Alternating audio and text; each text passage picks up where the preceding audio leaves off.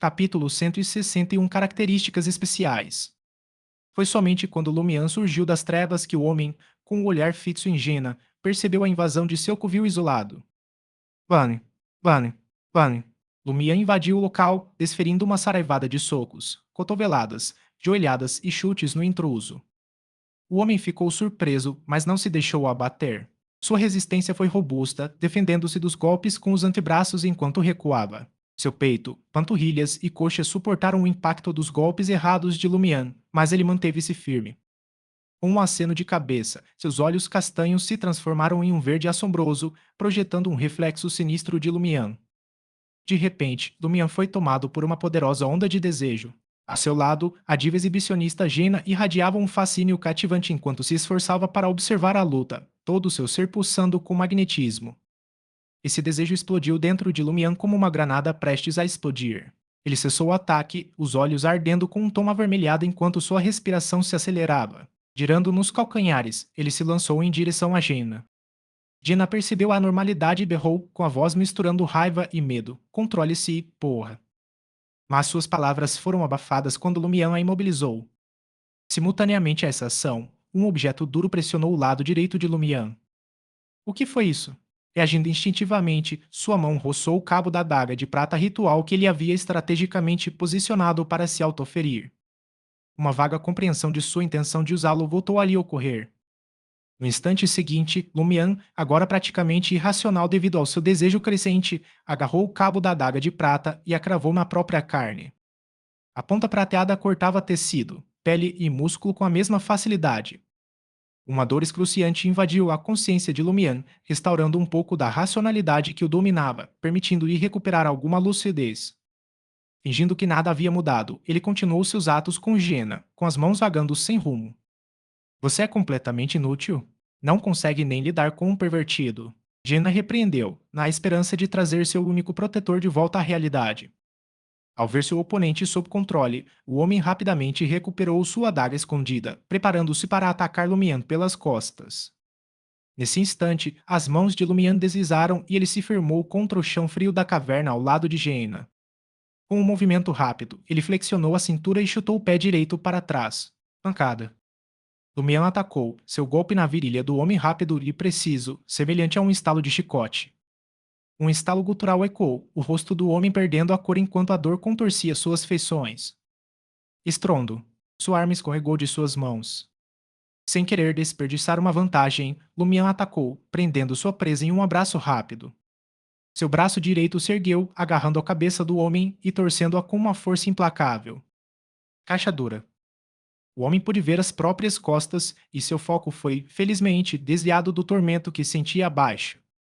Assim que a vida de seu adversário foi inequivocamente extinta, Lumian retirou as armas e desembainhou seu punhal ritual de prata.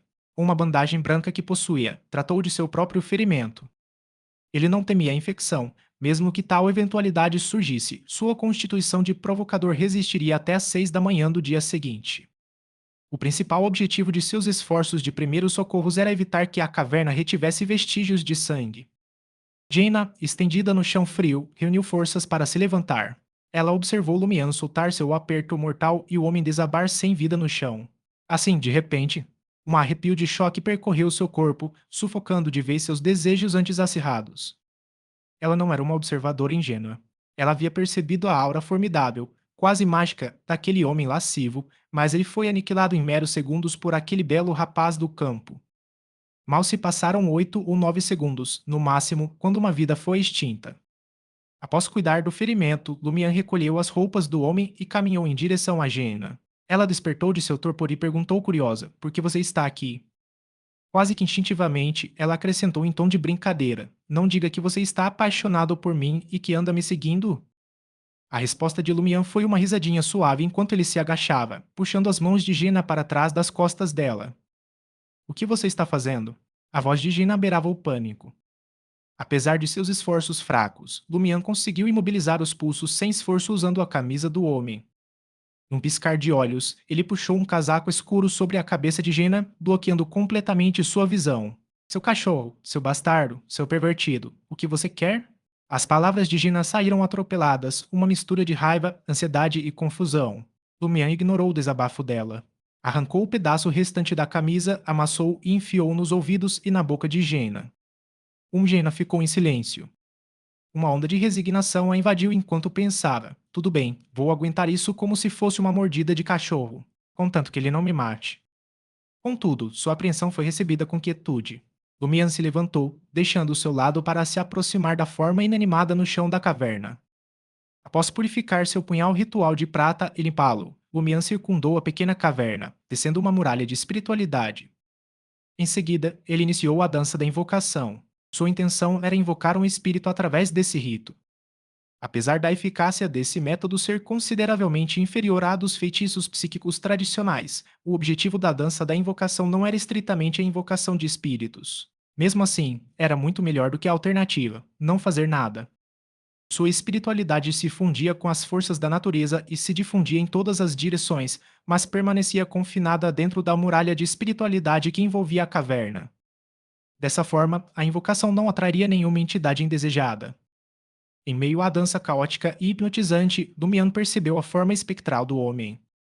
Sacando o punhal ritual de prata, ele deixou cair uma gota de sangue, ordenando ao espírito que se unisse a ele. Quase instantaneamente, Lumian foi tomado por uma sensação arrepiante enquanto um calor incomum e intenso o consumia. Isso foi acompanhado por um desejo irresistível por mulheres. Será este um efeito colateral real? Será que se assemelha à fome insaciável sentida com um monstro de orifício bucal? Lumian fez um esforço consciente para evitar olhar para Gina, que agora estava amarrada e vendada, enquanto observava sua cabeça recém-adquirida. Como o homem havia falecido recentemente, sua outra cabeça estava impregnada de emoções persistentes como luxúria, dor, fúria, repulsa e o impulso instintivo de utilizar suas características distintivas. Também estavam presentes traços de obsessões e as memórias mais profundas. Analisando a situação, Lumian compreendeu que esse pervertido possuía muito mais habilidades e características do que o monstro de orifício bucal. Incitar a avareza nos outros, tornando-se avarento e ganancioso, capaz de detectar objetos que outrora lhe pertenceram. Estimular o apetite dos outros. Manter um estado físico robusto e saudável, existindo em perpétua fome e sede. Utilizar constantemente as faculdades mentais para aumentar a força, os reflexos, a agilidade e a resiliência. Utilizar o olhar, a fala e as ações para induzir sutilmente um certo grau de desejo no alvo. Através do contato direto e de habilidades semelhantes a feitiços, o alvo experimentará diferentes graus de luxúria. Preparar drogas para facilitar o estupro e coisas do gênero, diferenciando as informações hormonais de vários indivíduos. Será que o SR? Eve utilizou o primeiro. Esse pervertido está mesmo ligado ao SR. Eve e a Susana matizam um estado constante de fome e sede. Não é de admirar que ele tenha escolhido Gina como alvo e ousado sequestrá-la. Isso pode ser considerado um efeito negativo? De fato, Gina pode não ser sua primeira vítima. Lumião não selecionou nenhuma característica específica. Ele se limitou a observações gerais da companheira espectral e foi incapaz de compreender qualquer uma das habilidades mais sutis. Lumian tentou amplificar as memórias mais profundas do homem.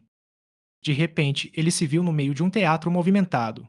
No palco, estava uma jovem vestida com um divino vestido branco, seus traços marcantes realçados por olhos profundos como lagos, cristalinos e transbordando inocência e encanto. Charlotte Calvino Lumian identificou a mulher instantaneamente. Ela era a estrela reinante do tetre de Lancienne Pigeons. Simultaneamente, Lumian sentiu a excitação do homem, a fome predatória dentro dele se intensificando.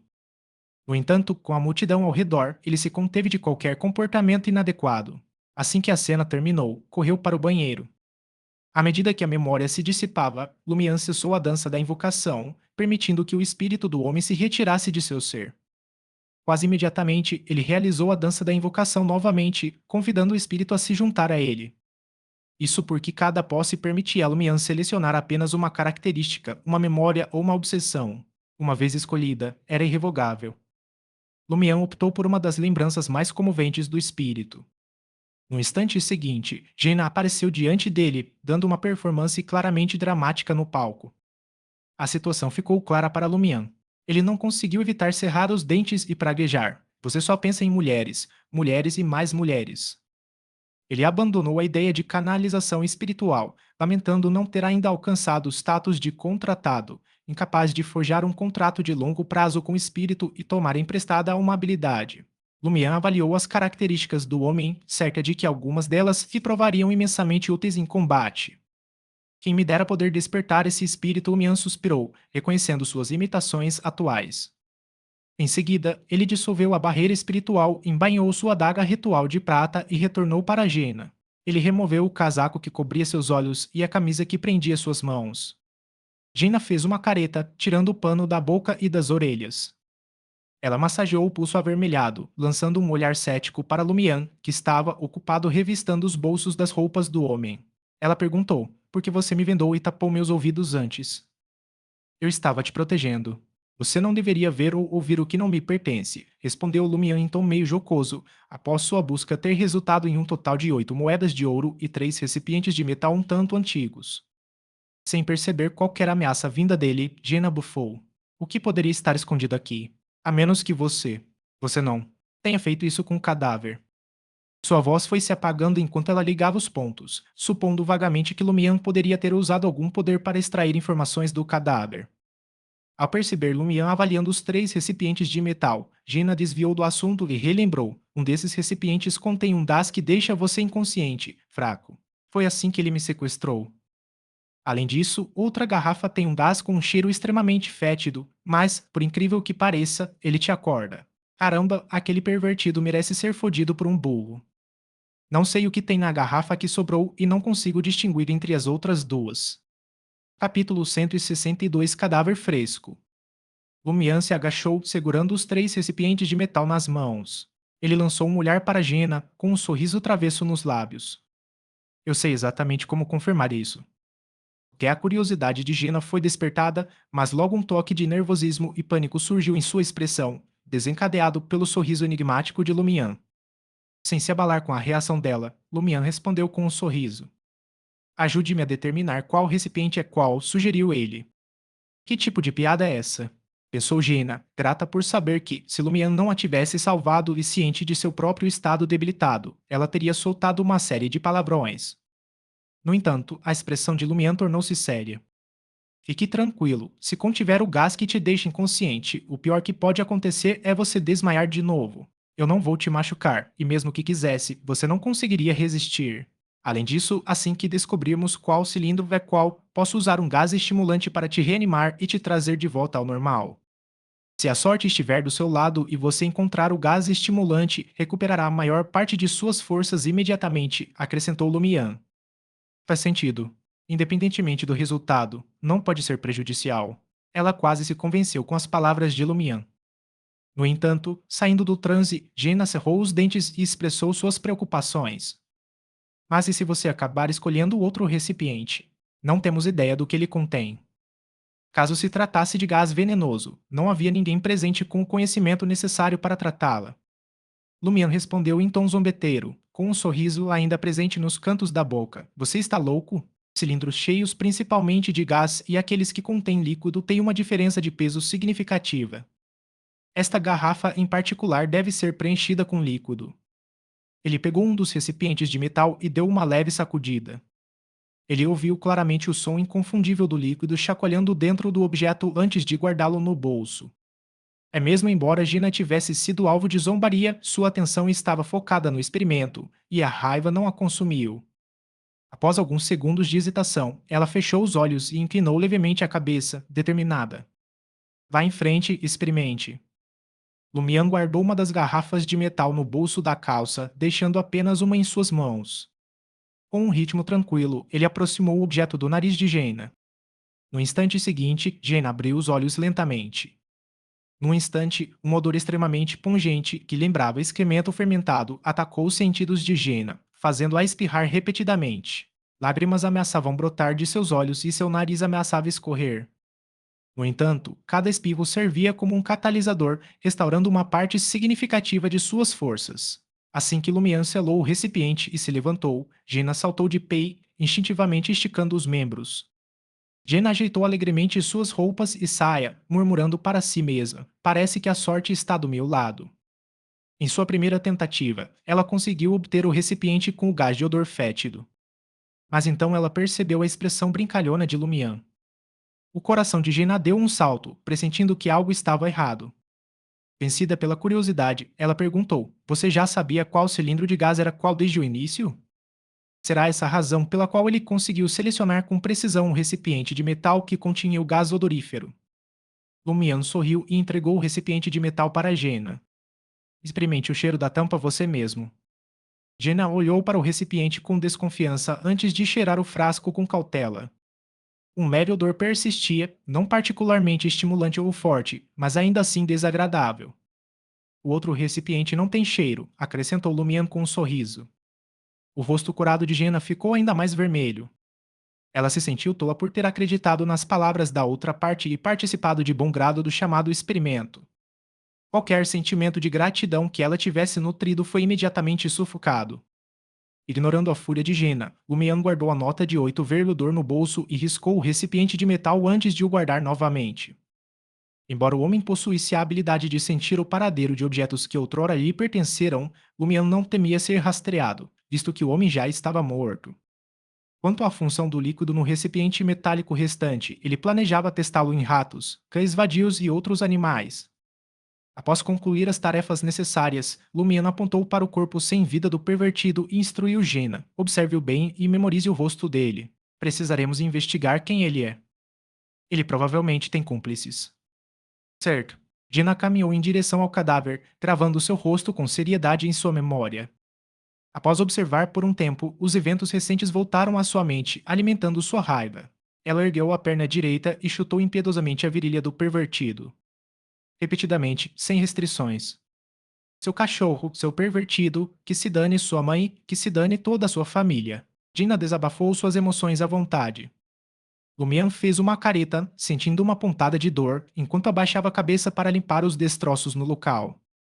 Assim que Gina se acalmou, ele se aproximou dela com um grande saco de pano cinza esbranquiçado. Enquanto colocava o cadáver e as roupas dentro, perguntou casualmente: Como ele te sequestrou? Gina alisou seus cabelos castanho-amarelados despenteados e os prendeu em um rabo de cavalo simples. Rangendo os dentes, ela relatou: Encontrei-o num beco ao lado do Sale de Balbrise. Ele alegava ser fã do meu canto e pediu um autógrafo. O papel que me entregou estava salpicado com aquele gás inodoro. Assim que o assinei, senti que algo estava errado e perdi quase todas as minhas forças. Depois disso, ele me atacou, me imobilizou e encostou a garrafa no meu nariz. Foi aí que eu desmaiei. Lumian não resistiu à tentação de zombar. Você não está sendo muito descuidado? Gina discordou. Eu vi cantar várias vezes. Tinha certeza de que ele realmente gostava de me ouvir. Caso contrário, eu não teria lhe dado atenção. E, como cantora desconhecida, é uma honra quando alguém pede um autógrafo. Além disso, o gás não tem cheiro nenhum. Como alguém poderia ter se prevenido contra isso? Damian zombou. Não era isso que eu queria dizer. É óbvio que o gás se dissipa rapidamente no papel. Ele precisa ser usado em um curto período de tempo para ter um certo efeito. Em outras palavras, aquele pervertido está te seguindo há um tempo e provavelmente descobriu sua rotina. Caso contrário, ele não teria te encurralado com tanta precisão em um beco vazio e contaminado o papel com o gás 10 a 20 segundos antes. Você não percebeu, mesmo tendo sido seguido por tanto tempo? Gina ficou em silêncio, ora cerrando os dentes, ora frustrada. Lumian desviou o olhar e deu uma risadinha. Era compreensível que ela não tivesse percebido. Aquele cara conseguia discernir informações hormonais de diferentes indivíduos. Se não fosse pelo fato de Monsieur Uribe ser claramente mais fraco que o pervertido e provavelmente não ter dominado o poder da luxúria, Lumian teria suspeitado que sua identidade como ladrão havia sido revelada. Ele fechou novamente o saco de pano cinza esbranquiçado e o usou para apagar ainda mais quaisquer vestígios na cena do crime. Observando isso, Jane lhe ofereceu ajuda. Ela é bastante habilidosa em lidar com evidências. Lumian olhou para Jenna e saiu da caverna com a sacola de pano nas costas, nutrindo algumas suspeitas. Devido ao fato de Jenna ter omitido intencionalmente seu comportamento incomum sob a influência do pervertido, Lumian acreditou que essa diva exibicionista tinha algum conhecimento do mundo Beyonder, ou que ela mesma poderia ser uma Beyonder. E sua fonte de informação ou poder provavelmente vinha de Redbos Franca, da máfia de Savoy. Ao chegar ao seu esconderijo, Lumian acendeu a lâmpada de carbureto e a segurou na mão, lançando um olhar para trás, para a extensão do caminho.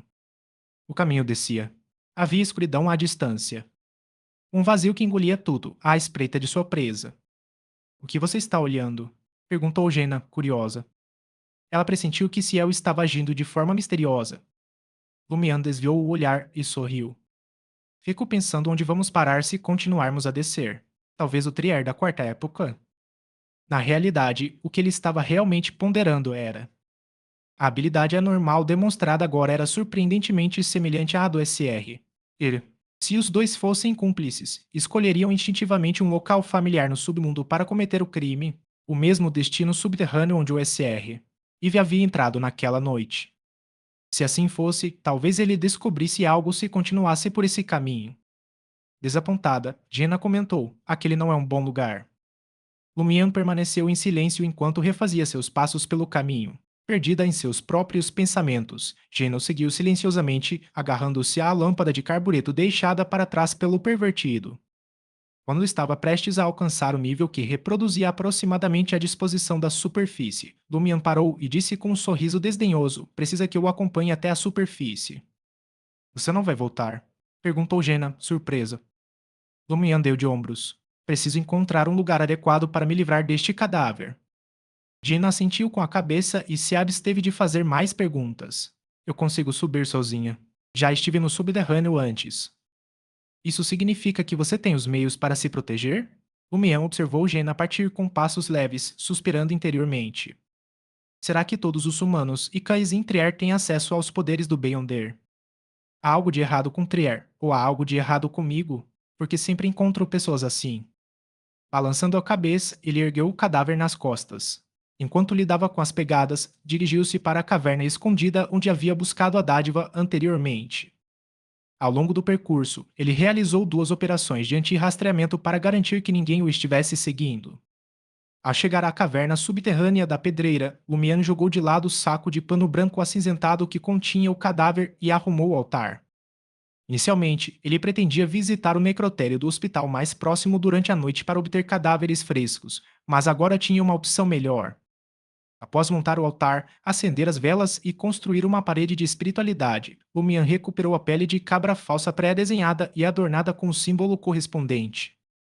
O padrão central no papel consistia em um anel formado por espinhos, circundado por símbolos que representavam olhos, curvas e rios.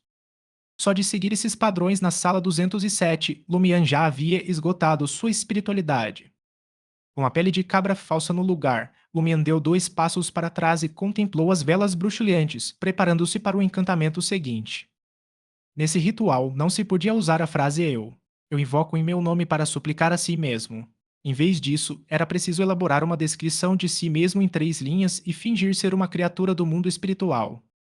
Isso poderia ser feito de qualquer maneira, sem qualquer exercício de autoridade, contanto que se pudesse identificar o local dentro da barreira da espiritualidade. Lumiar entreabriu os lábios e murmurou em Hermes, o rei trapaceiro da Vila Cordu, irmão mais novo de Aurora Lee, uma entidade conhecida como Lumian Lee. Capítulo 163 Três perguntas. A chama da vela laranja, que representava o ponto central da oração, tremeluzia como se agitada por uma brisa invisível.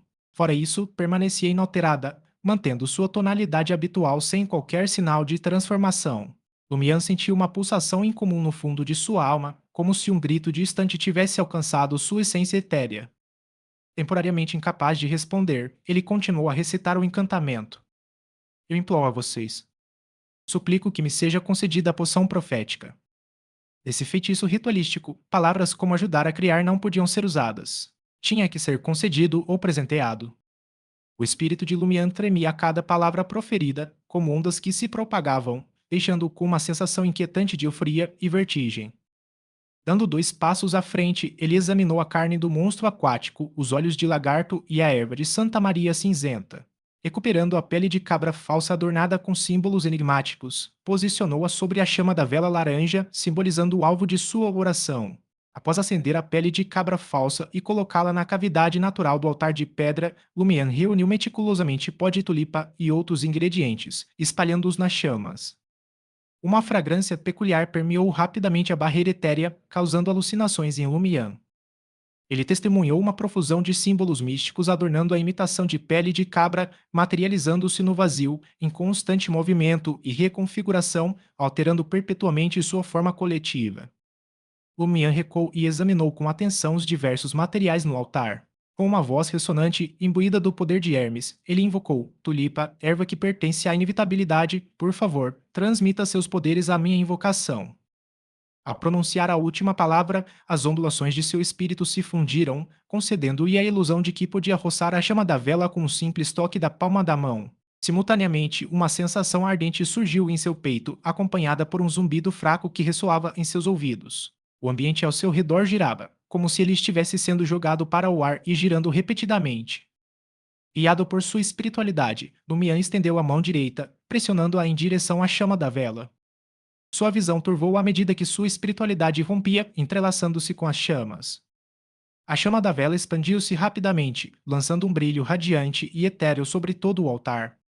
Os ingredientes díspares da poção profética, uma vez reunidos, misturaram-se e convergiram. O sangue fervilhava e as sombras ondulavam, criando um quadro excepcionalmente sinistro. Lutando para manter um fluxo constante de sua essência espiritual, Lumian observou os componentes físicos se dissiparem em espectros, completando sua remontagem.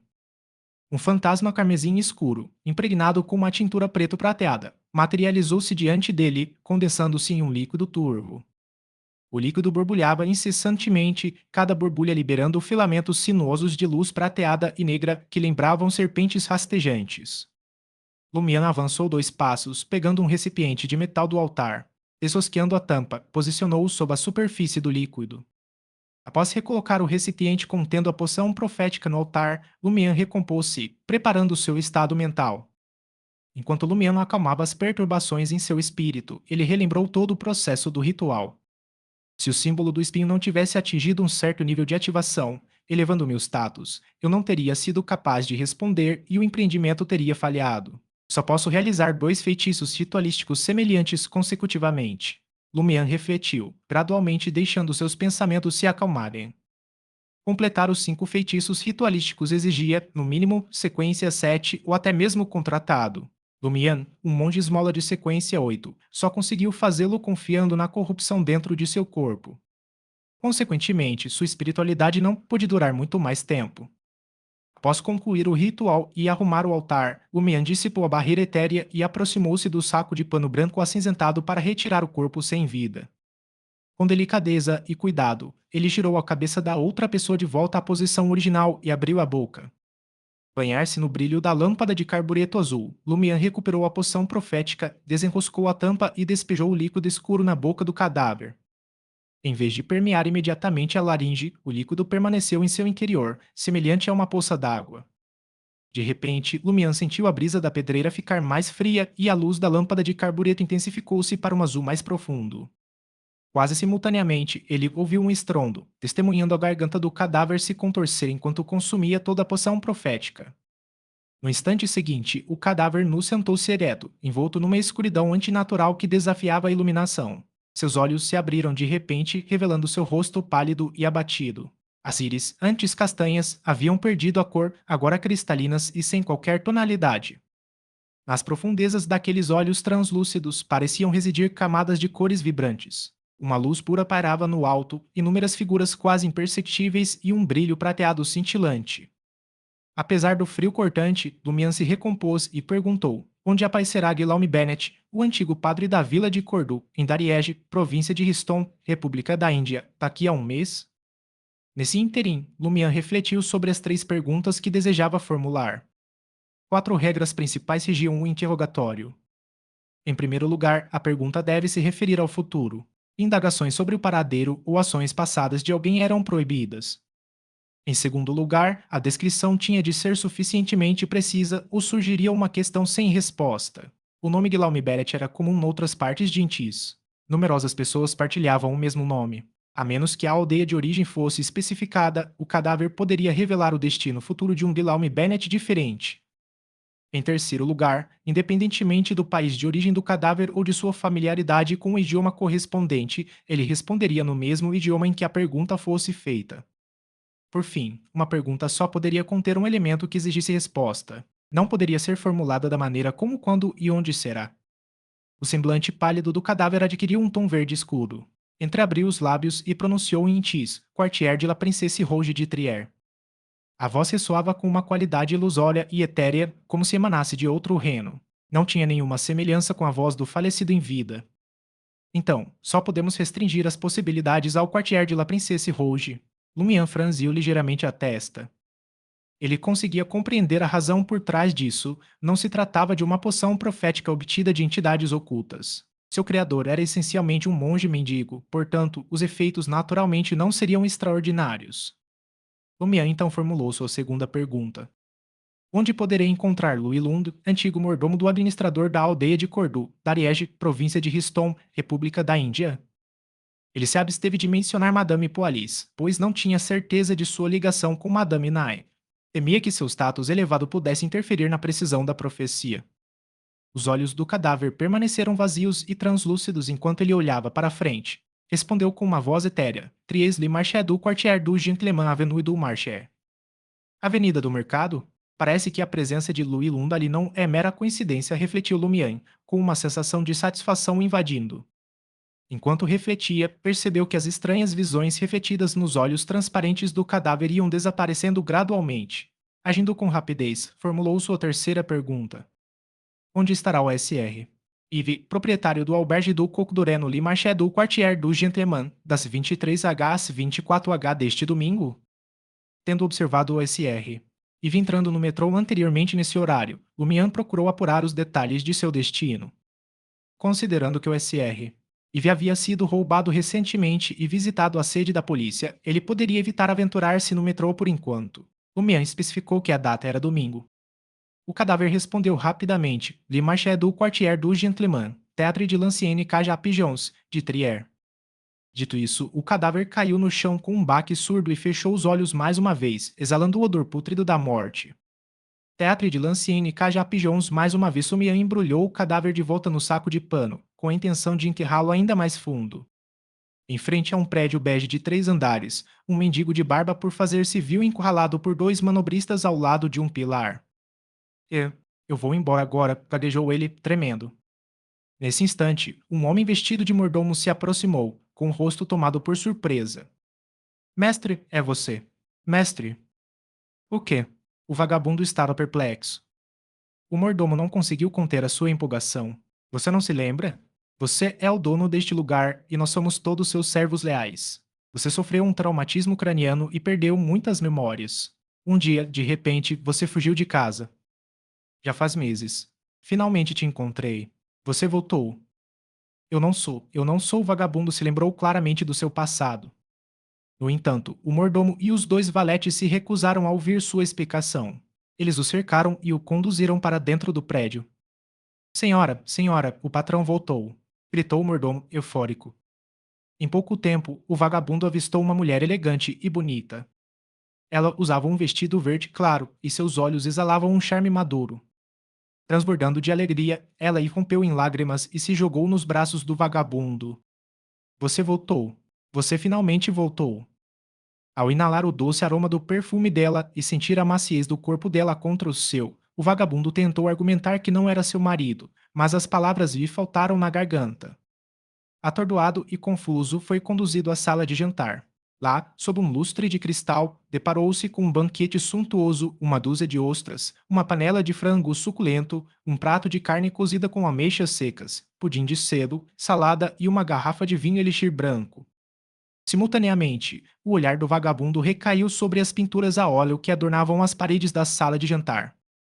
Uma delas era um retrato, surpreendentemente semelhante a ele. Será que sou mesmo eu? Mas me lembro de cada detalhe. Será que existe outra pessoa parecida comigo? O vagabundo ficou ainda mais perplexo. Após desfrutar de uma refeição farta e saborear vinhos finos, ele foi conduzido ao quarto. Logo em seguida, a bela e elegante senhora entrou, vestida com uma camisola de seda. Seus olhos brilhavam com lágrimas enquanto ela falava. Você ainda se lembra da minha paixão? A respiração do vagabundo acelerou e ele não conseguiu resistir à tentação de dar um passo à frente. Os dois se abraçaram apaixonadamente, caindo na cama, dominados por seus desejos. Naquele instante, o vagabundo começou a acreditar que era realmente o dono daquela grande casa. Ele tinha uma esposa linda, um mordomo profissional e uma multidão de criados. Mesmo que o mestre original retornasse, ele garantiria que o outro fosse desmascarado como uma fraude. O Mian reapareceu e entrou no albergue do Coq d'Oré, carregando a lâmpada de carbureto apagada. Madame Fels, que estava na recepção, levantou-se imediatamente ao vê-lo. Sir, Monsieur Ciel, o Barão Brignais deseja encontrá-lo na sala de Balbrise depois do jantar. O Barão Brignais está me procurando? Sobre o que será? Lumian assentiu com a cabeça. Capítulo 164 Inteligência. Sala de Balbrise, o café no segundo andar. Lumian caminhou até o Barão Brignais com um ar de indiferença e sentou-se. Ele não só demonstrou total falta de deferência ou humildade, como também um flagrante desrespeito pelas normas básicas de educação, como se fossem iguais. Luiz, discretamente posicionado atrás do Barão Brignais, balançou a cabeça em silêncio. Ele já havia encontrado muitos indivíduos assim antes, e o destino deles era sempre o mesmo: ou eram entregues à polícia pela máfia de Savoy ou gravemente feridos em um violento tiroteio, perdendo suas capacidades no processo. Não tinham escolha a não ser se tornarem subservientes, como cães abanando o rabo, em troca da proteção da gangue. Alguns encontraram seu fim por diversos motivos, seus corpos jogados nos recônditos escuros do submundo ou colocados em barris de madeira cheios de pedras e atirados nas profundezas do rio Reenzo. Boa noite, barão, cumprimentou Lumian com um sorriso desarmante. O barão Brignais não demonstrou qualquer sinal de raiva no rosto. Deu uma tragada tranquila em seu cachimbo cor de mogno e perguntou casualmente: Onde você esteve esta tarde? Subterrâneo, respondeu Lumian, parecendo o cadáver que havia ingerido a poção da profecia. Ele respondeu às perguntas da outra parte sem dar mais detalhes. Se pequena travessa Jaina e botas vermelhas Franta esconderam o fato de que ele havia se livrado do pervertido e salvado a primeira, sua resposta teria sido uma demonstração de extrema sinceridade. O barão Brignais pareceu momentaneamente surpreso, mas se absteve de fazer mais perguntas. Enquanto esfregava o cachimbo de mogno na mão, declarou calmamente: Tenho uma tarefa para você. Sem esperar que Lumian perguntasse, ele explicou com um sorriso: Tenho grandes expectativas em relação a você. Acredito que você pode se tornar um membro crucial da nossa máfia Savoy, encarregado de assuntos importantes.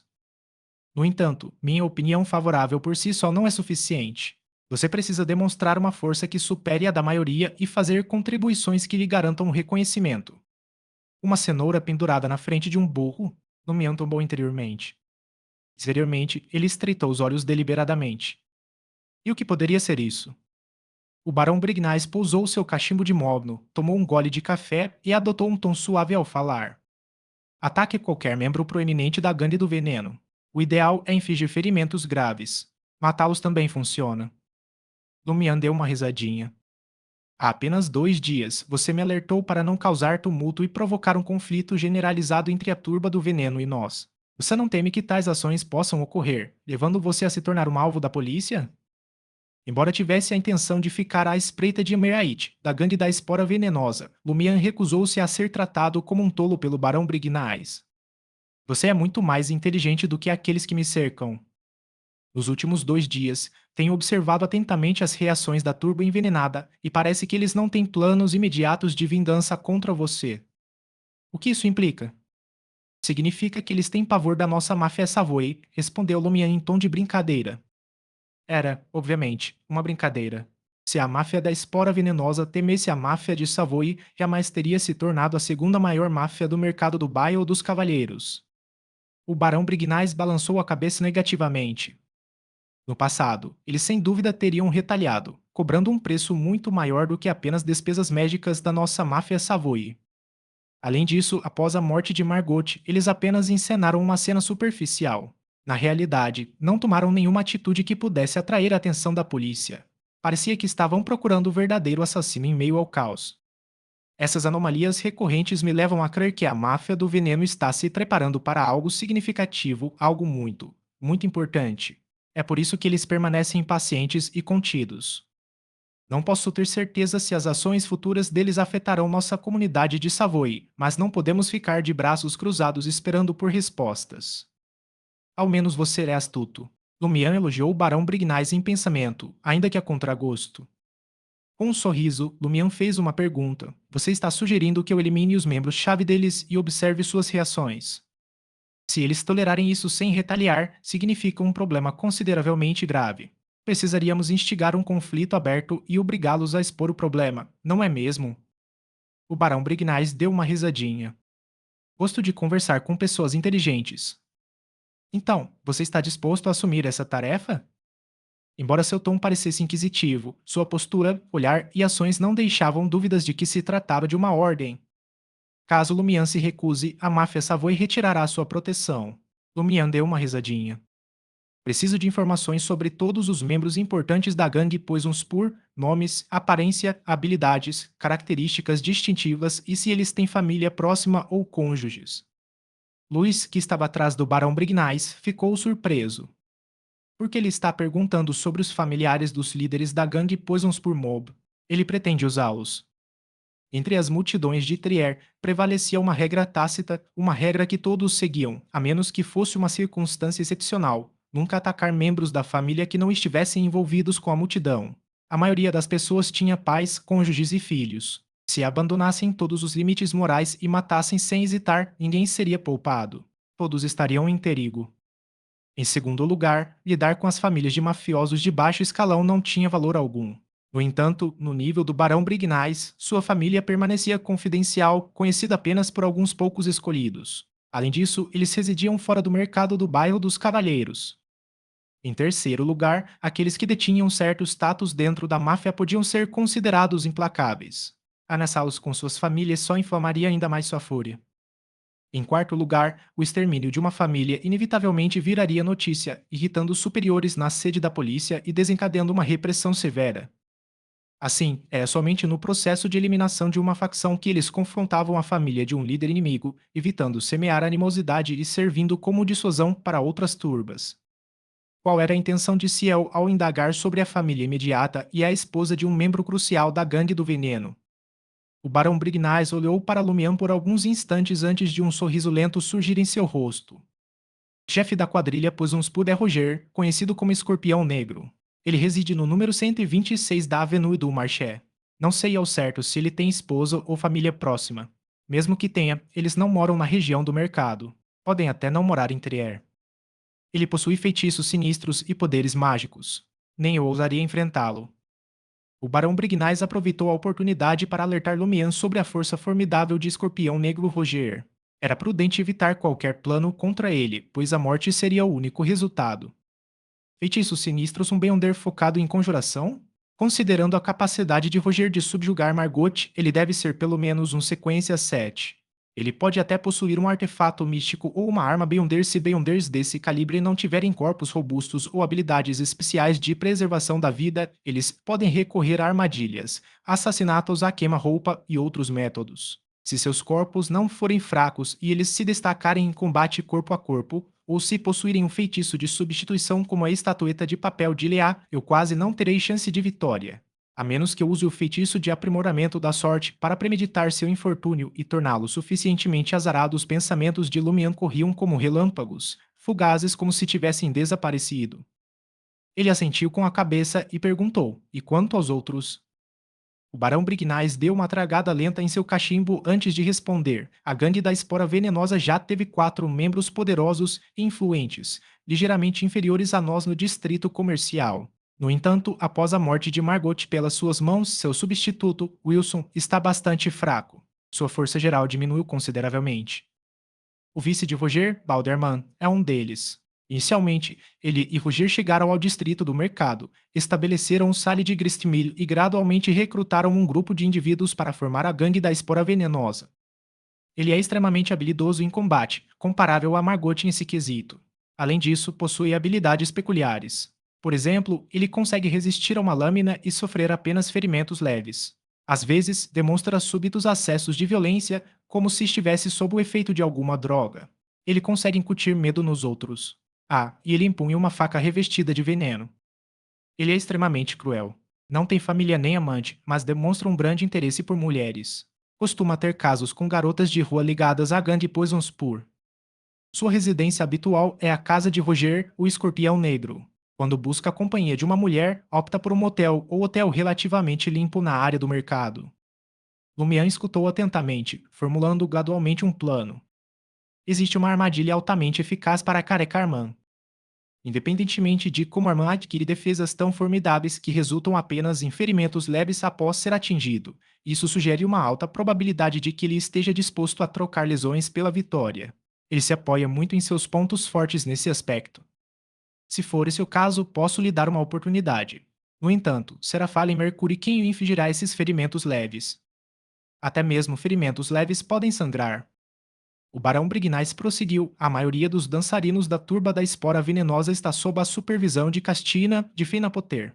Ela foi raptada e levada para Trier, onde mais tarde se tornou amante de Roger, o escorpião negro. Castiçal de pernas curtas era o apelido que ela tinha quando trabalhava como dançarina, devido à sua estatura relativamente pequena. Lumian imaginou um castiçal compacto e formou uma imagem vaga de Castina em sua mente. Castina não se envolve em brigas com frequência, mas demonstra habilidades de combate notáveis quando o faz. Ela é fria e implacável ao lidar com dançarinas desobedientes. Talvez tenha se esquecido das dificuldades que enfrentou, comentou o Barão Brignais com um toque de cortesia cavalheiresca. Ela reside em um apartamento no número 19 da Rua do Rossignol. Não temos certeza do andar ou quarto específico que ocupa. Ela costuma frequentar a casa de Roger. Que direito você tem de falar dela assim? Por que não falamos da pessoa que se tornou cantora no Salle de Balbrise depois que seu pai foi forçado a morrer por causa de uma dívida? Lumião nunca acreditou que mafiosos possuíssem uma verdadeira consciência. Independentemente da camaradagem, lealdade ou cuidado que demonstrassem para com seus pares, eles não passavam de flores silvestres adornadas com lama. Essencialmente, buscavam vítimas entre as dançarinas, as prostitutas, os indivíduos comuns perseguidos por agiotas e os vendedores ambulantes que extorquiam. Prignais então apresentou o último líder da gangue do espinho venenoso. Omerait era originalmente um membro da nossa gangue Savoy. Ele possuía coragem, intelecto e um físico robusto. Eu tinha em alta consideração e planejava recomendá-lo ao chefe. No entanto, ele nos traiu e se juntou à gangue Poisonspur. Ele rapidamente adquiriu poderes Beyonder. Suspeito que ele tenha consumido uma poção da trilha do guerreiro e já tenha alcançado a sequência 8. Sua altura imponente de quase 1,9 metros e sua conduta durante os conflitos me levam a essa dedução. Martelo descreve seus punhos, que possuem a dureza e a força de martelos de ferro. Ele geralmente luta desarmado, mas também é habilidoso com um revólver e uma adaga. Ele reside no número 25 da Rue des Pavés, ao lado do Le Marché du Quartier du Gentleman. Há um contingente considerável de membros da gangue Poisons por Mob naquela área. Pugilista. As características de um Bender se manifestarão após sua morte. Lumiano assentiu e perguntou ao Barão Brignais. Também preciso de informações sobre seus padrões aproximados de deslocamento. Além disso, forneça-me um revólver, uma quantidade suficiente de munição e uma arma portátil. Uma adaga, um punhal, uma baioneta ou um machado servirão. Sem problema. Pedirei a Louis que os entregue ao senhor amanhã de manhã. O barão Brignais assentiu com satisfação. Após observar Ciel sair do café, Louis baixou a voz e perguntou: Barão, vamos mesmo deixá-lo confrontar os líderes da gangue do veneno? O barão Brignais deu uma risadinha. Você não ouviu minha explicação antes. Eu não o enganei sobre isso.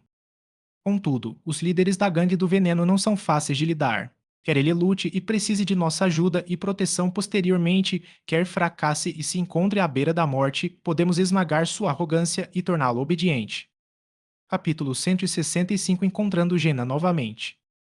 Luiz exclamou surpreso. E se Ciel falhar e for derrotado pela gangue do veneno?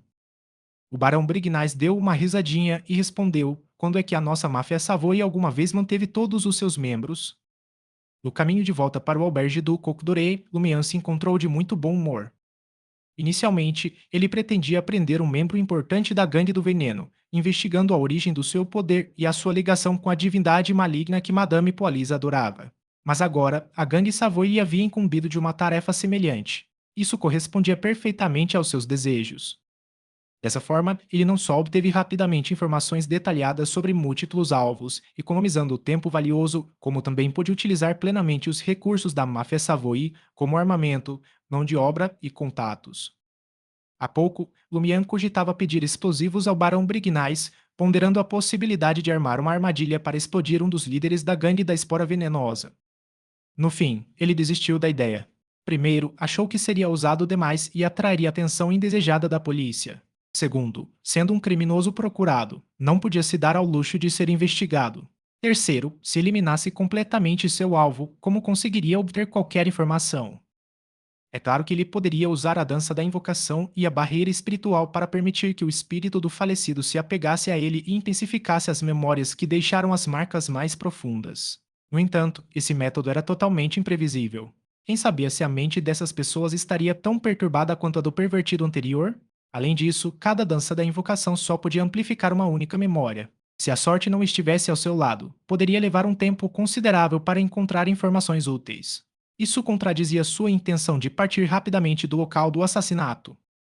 Inicialmente, Lumian planejava lidar com Martelo White, mas ao ouvir a descrição do Barão Brignais, ele também considerou Careca Armand como um candidato viável. Em comparação com Ait, Armand tinha fraquezas notáveis que os caçadores podiam explorar para armar armadilhas. Seu poder lhe conferia uma resistência física excepcional. Em inúmeras ocasiões, ele sofreu apenas ferimentos leves, apesar de ter sido cortado com facas.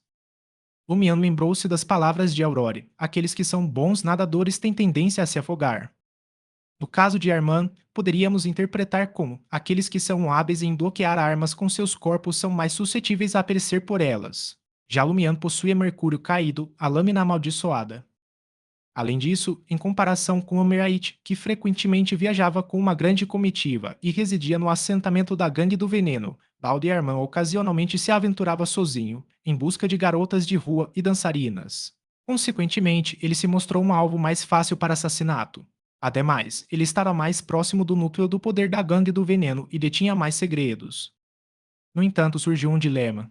Se Lumiano armasse uma armadilha e empregasse Fallen Mercury para lidar com Balderman, capturá-lo vivo e extrair informações seria impossível. Se Lumiano conseguiu dominar Careca Armand depois de esfaqueá-lo e arrastá-lo para um canto isolado no subterrâneo de Trier, porque se deu ao trabalho de esfaqueá-lo inicialmente. Se não conseguisse, seu único recurso seria esfaquear o inimigo e deixá-lo fugir. Alternativamente, após a fuga, Lumian poderia aguardar a intervenção do fantasma de Montsouris para auxiliar na morte do alvo. Se isso implicaria a família do alvo, não era da sua conta.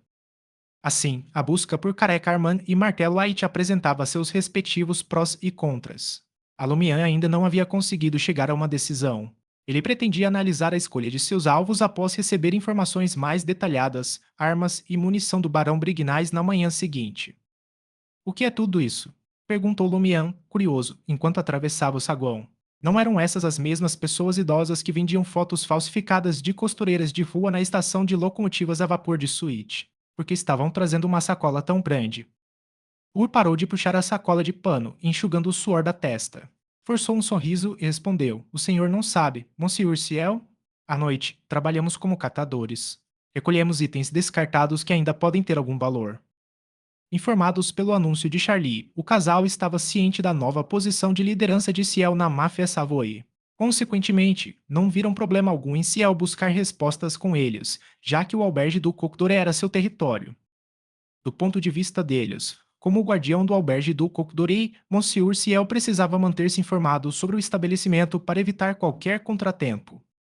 Conciliar duas ocupações, uma das quais envolve engano, certamente cheira a todo tipo de lixo. Lumian tapou o nariz e murmurou baixinho. Refletiu e perguntou pensativo: Você acumula todo esse lixo no seu quarto? Ur esboçou um sorriso cativante e confirmou: De fato. Visitamos o aterro sanitário a cada poucos dias. As pessoas deixam lá diversos itens. E, embora os catadores sejam imundos, sem nós, Trier estaria tomada por odores fétidos. Cada canto estaria repleto de lixo. Em Trier, os catadores de lixo serviam como auxiliares de limpeza. Não admira que haja um fedor no quarto. Não admira que vocês estejam sempre fedendo e dispensem o banho enquanto Lumian subia as escadas em um ritmo tranquilo. Lançou um olhar furtivo para os rostos enrugados e as posturas ligeiramente curvadas de Hur e Michel. Perguntou casualmente: Vocês não são mais jovens? Porque ainda trabalham tanto por dinheiro. Hur e Michel ficaram surpresos e seus sorrisos vacilaram sutilmente. Após uma breve pausa, Hur esboçou um sorriso dolorido e impotente. É precisamente porque somos idosos que temos de trabalhar com tanto esforço. Chegamos a Trier muito jovens e exercemos diversas profissões. Tivemos um filho, mas ele não sobreviveu até a idade adulta. O salário mensal que recebíamos mal dava para a nossa sobrevivência. À medida que nossa saúde começou a declinar e nossas forças diminuíram, o medo nos dominou. Estávamos incertos sobre o que o futuro nos reservava. E se um dia ficarmos muito velhos para exercer nossas atividades habituais? O que faríamos? Esgotaríamos nossas parcas economias em poucos meses e dependeríamos da caridade da igreja e do governo para sobreviver até morrermos de fome. Não desejo tal destino. Lumian lembrou-se subitamente de algo que sua irmã havia dito certa vez. Intis está extremamente cruel agora. Não há proteção para pessoas trabalhadoras em seus últimos anos de vida.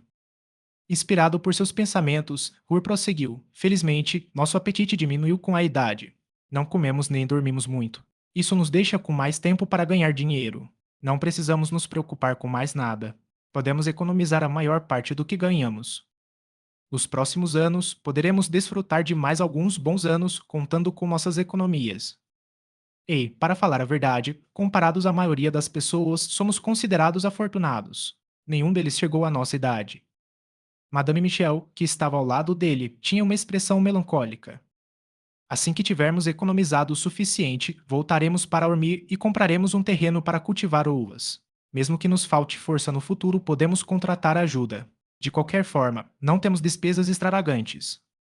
Armir era a capital da província de Champagne, conhecida como o principal centro de produção de vinhos do norte do continente. Em silêncio, Lumion assentiu enquanto observava o casal de idosos carregando laboriosamente o saco de lixo escada acima. Após uma breve pausa, ele aplicou uma maquiagem simples e trocou de roupa. Vestindo uma camisa de linho, um macacão marrom, mocassins e um chapéu coco escuro, dirigiu-se diretamente à sala de Gristmio. Como Merritt continuava sendo um de seus alvos, ele precisava observá-lo pessoalmente. Já era madrugada e o Sale de Gristmio fervilhava de atividade. Em meio à música pulsante, homens e mulheres se moviam na pista de dança, liberando suas frustrações. Preocupado em ser reconhecido pela gangue do esporão venenoso, Lumian aproximou-se do bar e pediu um copo de cerveja de centeio antes de seguir para a pista de dança. Enquanto se deixava levar pelo ritmo, observava o ambiente ao redor. Em pouco tempo, ele avistou Lita e Mint Gena aparecendo na plataforma de madeira elevar à sua frente. Ela vestia uma roupa semelhante à que usara à tarde, uma blusa branca curta e uma saia rodada que realçava seu busto claro. Dessa vez, ela tinha uma pinta na ponte do nariz. Isso significava audácia. Ela possui uma força mental impressionante. Apesar dos acontecimentos da tarde, ela já está de volta ao trabalho à noite e Lumian não pôde deixar de se maravilhar. Na opinião dele, como Gina era amante de Franca, a botas vermelhas, não havia necessidade de ela se comprometer tanto. O ritmo da bateria cessou abruptamente e todos os olhares na pista de dança se voltaram para Gina, ofegante. Gina começou com um tom agudo. Ernest, fique longe da minha esposa e do meu cachimbo. Uma onda de risos irrompeu da multidão como se uma compreensão coletiva tivesse surgido. Em sintonia com o canto alegre e descontraído, eles balançavam seus corpos suavemente. Enquanto cantava, Gina dava chutes altos, mudava de posição e piscava para a plateia de diferentes ângulos, chegando até a fazer um espacate exagerado. Durante essa demonstração, seu olhar cruzou brevemente com o de Lumian. Ela pareceu momentaneamente atônita antes de retornar ao seu comportamento normal.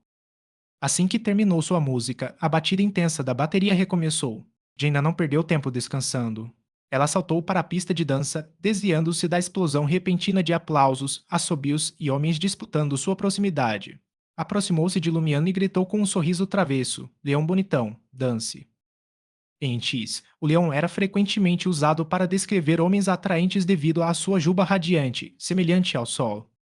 Lumian pressentiu que Jaina tinha algo importante para compartilhar. Ele deixou de lado sua cerveja e se juntou a ela na pista de dança, iniciando uma dança animada com a diva exibicionista cara a cara. No momento em que estavam prestes a se abraçar, Jaina se jogou nos braços de Lumian e sussurrou em seu ouvido: Você é um dançarino muito talentoso. Aliás, descobri a identidade daquele pervertido. O nome dele é Edsei. Ele costumava ficar no quarto 504 do Auberge du Coq d'Oré. O quarto de Charlie. O ocupante do quarto 504 que colocou o retrato de Susanna Matisse. Lumian ficou surpreso. Capítulo 166 em retorno. Lumian sempre acreditara que o inquilino, assim como Charlie, fora enfeitiçado por Susanna Matisse em seus sonhos. Sua vitalidade fora gradualmente drenada até que ele encontrou uma morte súbita no quarto. Monsieur Yves, o dono do hotel, transportara secretamente o corpo sem vida para um local isolado no subterrâneo de Trier. Mal sabia ele que o inquilino se transformaria em um pervertido com poderes sobrenaturais. Agora ele vagava pelo mercado do bairro dos Cavalheiros, atacando mulheres atraentes. Lumian estava convencido de que as novas habilidades de Issei provinham de uma dádiva concedida pela ausência das características de um Beyonder após a morte. Ficou claro que esses poderes se originavam da mesma fonte que Susana Matisse e Monsieur Yves. Em resumo, pouco depois do retrato de Susana Matisse ter sido colado na parede, algo extraordinário aconteceu com Itsei. Ele se tornou um devoto seguidor da árvore mãe do desejo e recebeu de 2 a 3 dádivas em poucos meses. Como resultado, adquiriu força e domínio significativos sobre diversas técnicas místicas. Para os Beyonders que progrediam consumindo poções, tal velocidade era inimaginável, a menos que possuíssem um profundo entendimento e estivessem em um nível notavelmente baixo. Contudo, os benefícios de Itsei também tinham um lado negativo. O beneficiário seria influenciado pelo poder e gradualmente se desviaria de sua verdadeira essência. Em certos aspectos, tornar-se-ia cada vez mais extremista, frequentemente se envolvendo em ações que pareceriam irracionais para pessoas comuns e atraindo desastre para si. Tanto a avareza do SR Eve quanto a insaciável luxúria de Itsei por mulheres se enquadram nessa categoria. Lumian suspeitava que quase todas as dádivas tinham repercussões semelhantes em alguma medida. Com o tempo, elas inexoravelmente aproximavam o receptor do doador e induziam mutações correspondentes.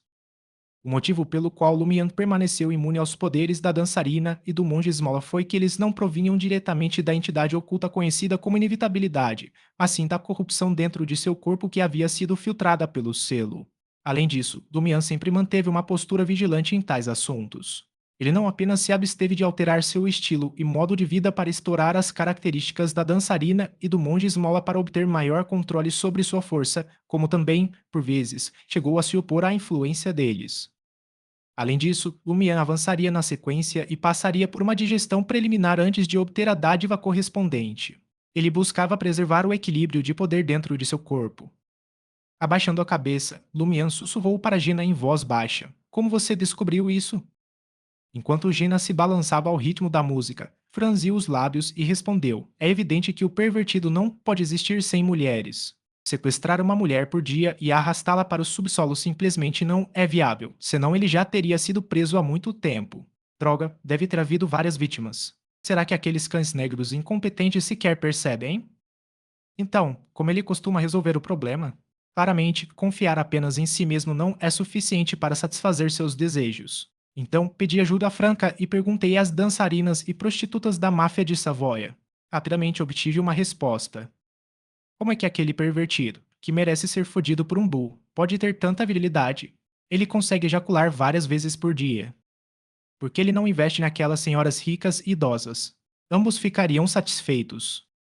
Dina relatou sua investigação com orgulho, demonstrando sua inteligência. Durante toda a tarde, ela ficou remoendo a brincadeira que Lumian fizera mais cedo, que a fizera parecer tola.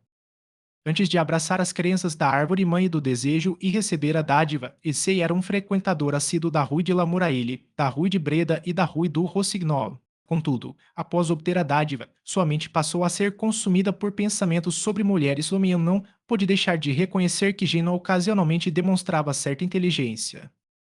Com isso em mente, a Lumian decidiu compartilhar algumas informações. Esse desejo anormal deve ser resultado da influência de seus poderes Beyonder. Poderes que vão além. Gina olhou para Lumian. Ela esperava que ele fingisse ignorância, assim como fizeram em Trier Subterrânea, onde nenhum dos lados reconheceu abertamente os poderes Beyonder demonstrados por Itsei. Para sua surpresa, ele falou com franqueza. Após uma breve pausa, Gena, que dançava bem perto de Lumian, sussurrou confusa: Por que os poderes de Beyonder o tornam tão perverso? Lumian deu um sorriso irônico mais uma vez. É um poder. Beyonder é normal. Você acha que eu não percebo que isso é anormal? Gina ficou furiosa mais uma vez. Lumian deu uma risadinha. Quanto ao motivo de ser anormal, volte e pergunte à Franca. Se a Franca também não souber, peça para ela perguntar ao chefe. Ele compartilhou essa informação com Gina porque estava preocupado que pudesse haver mais coisas envolvidas nas questões que envolviam Monsieur Yves, Susana Matisse, Issei e os outros. Se os Beyonders oficiais não conseguissem descobrir a verdade, sua única esperança residia no dedo do SR. Cabe nos Beyonders associados à máfia Savoy. Gina bufou e deixou o assunto de lado. Ela voltou a se concentrar em dançar com Lumian. Quando a música estava quase terminando, ela de repente estendeu a mão e tocou o peito de Lumian.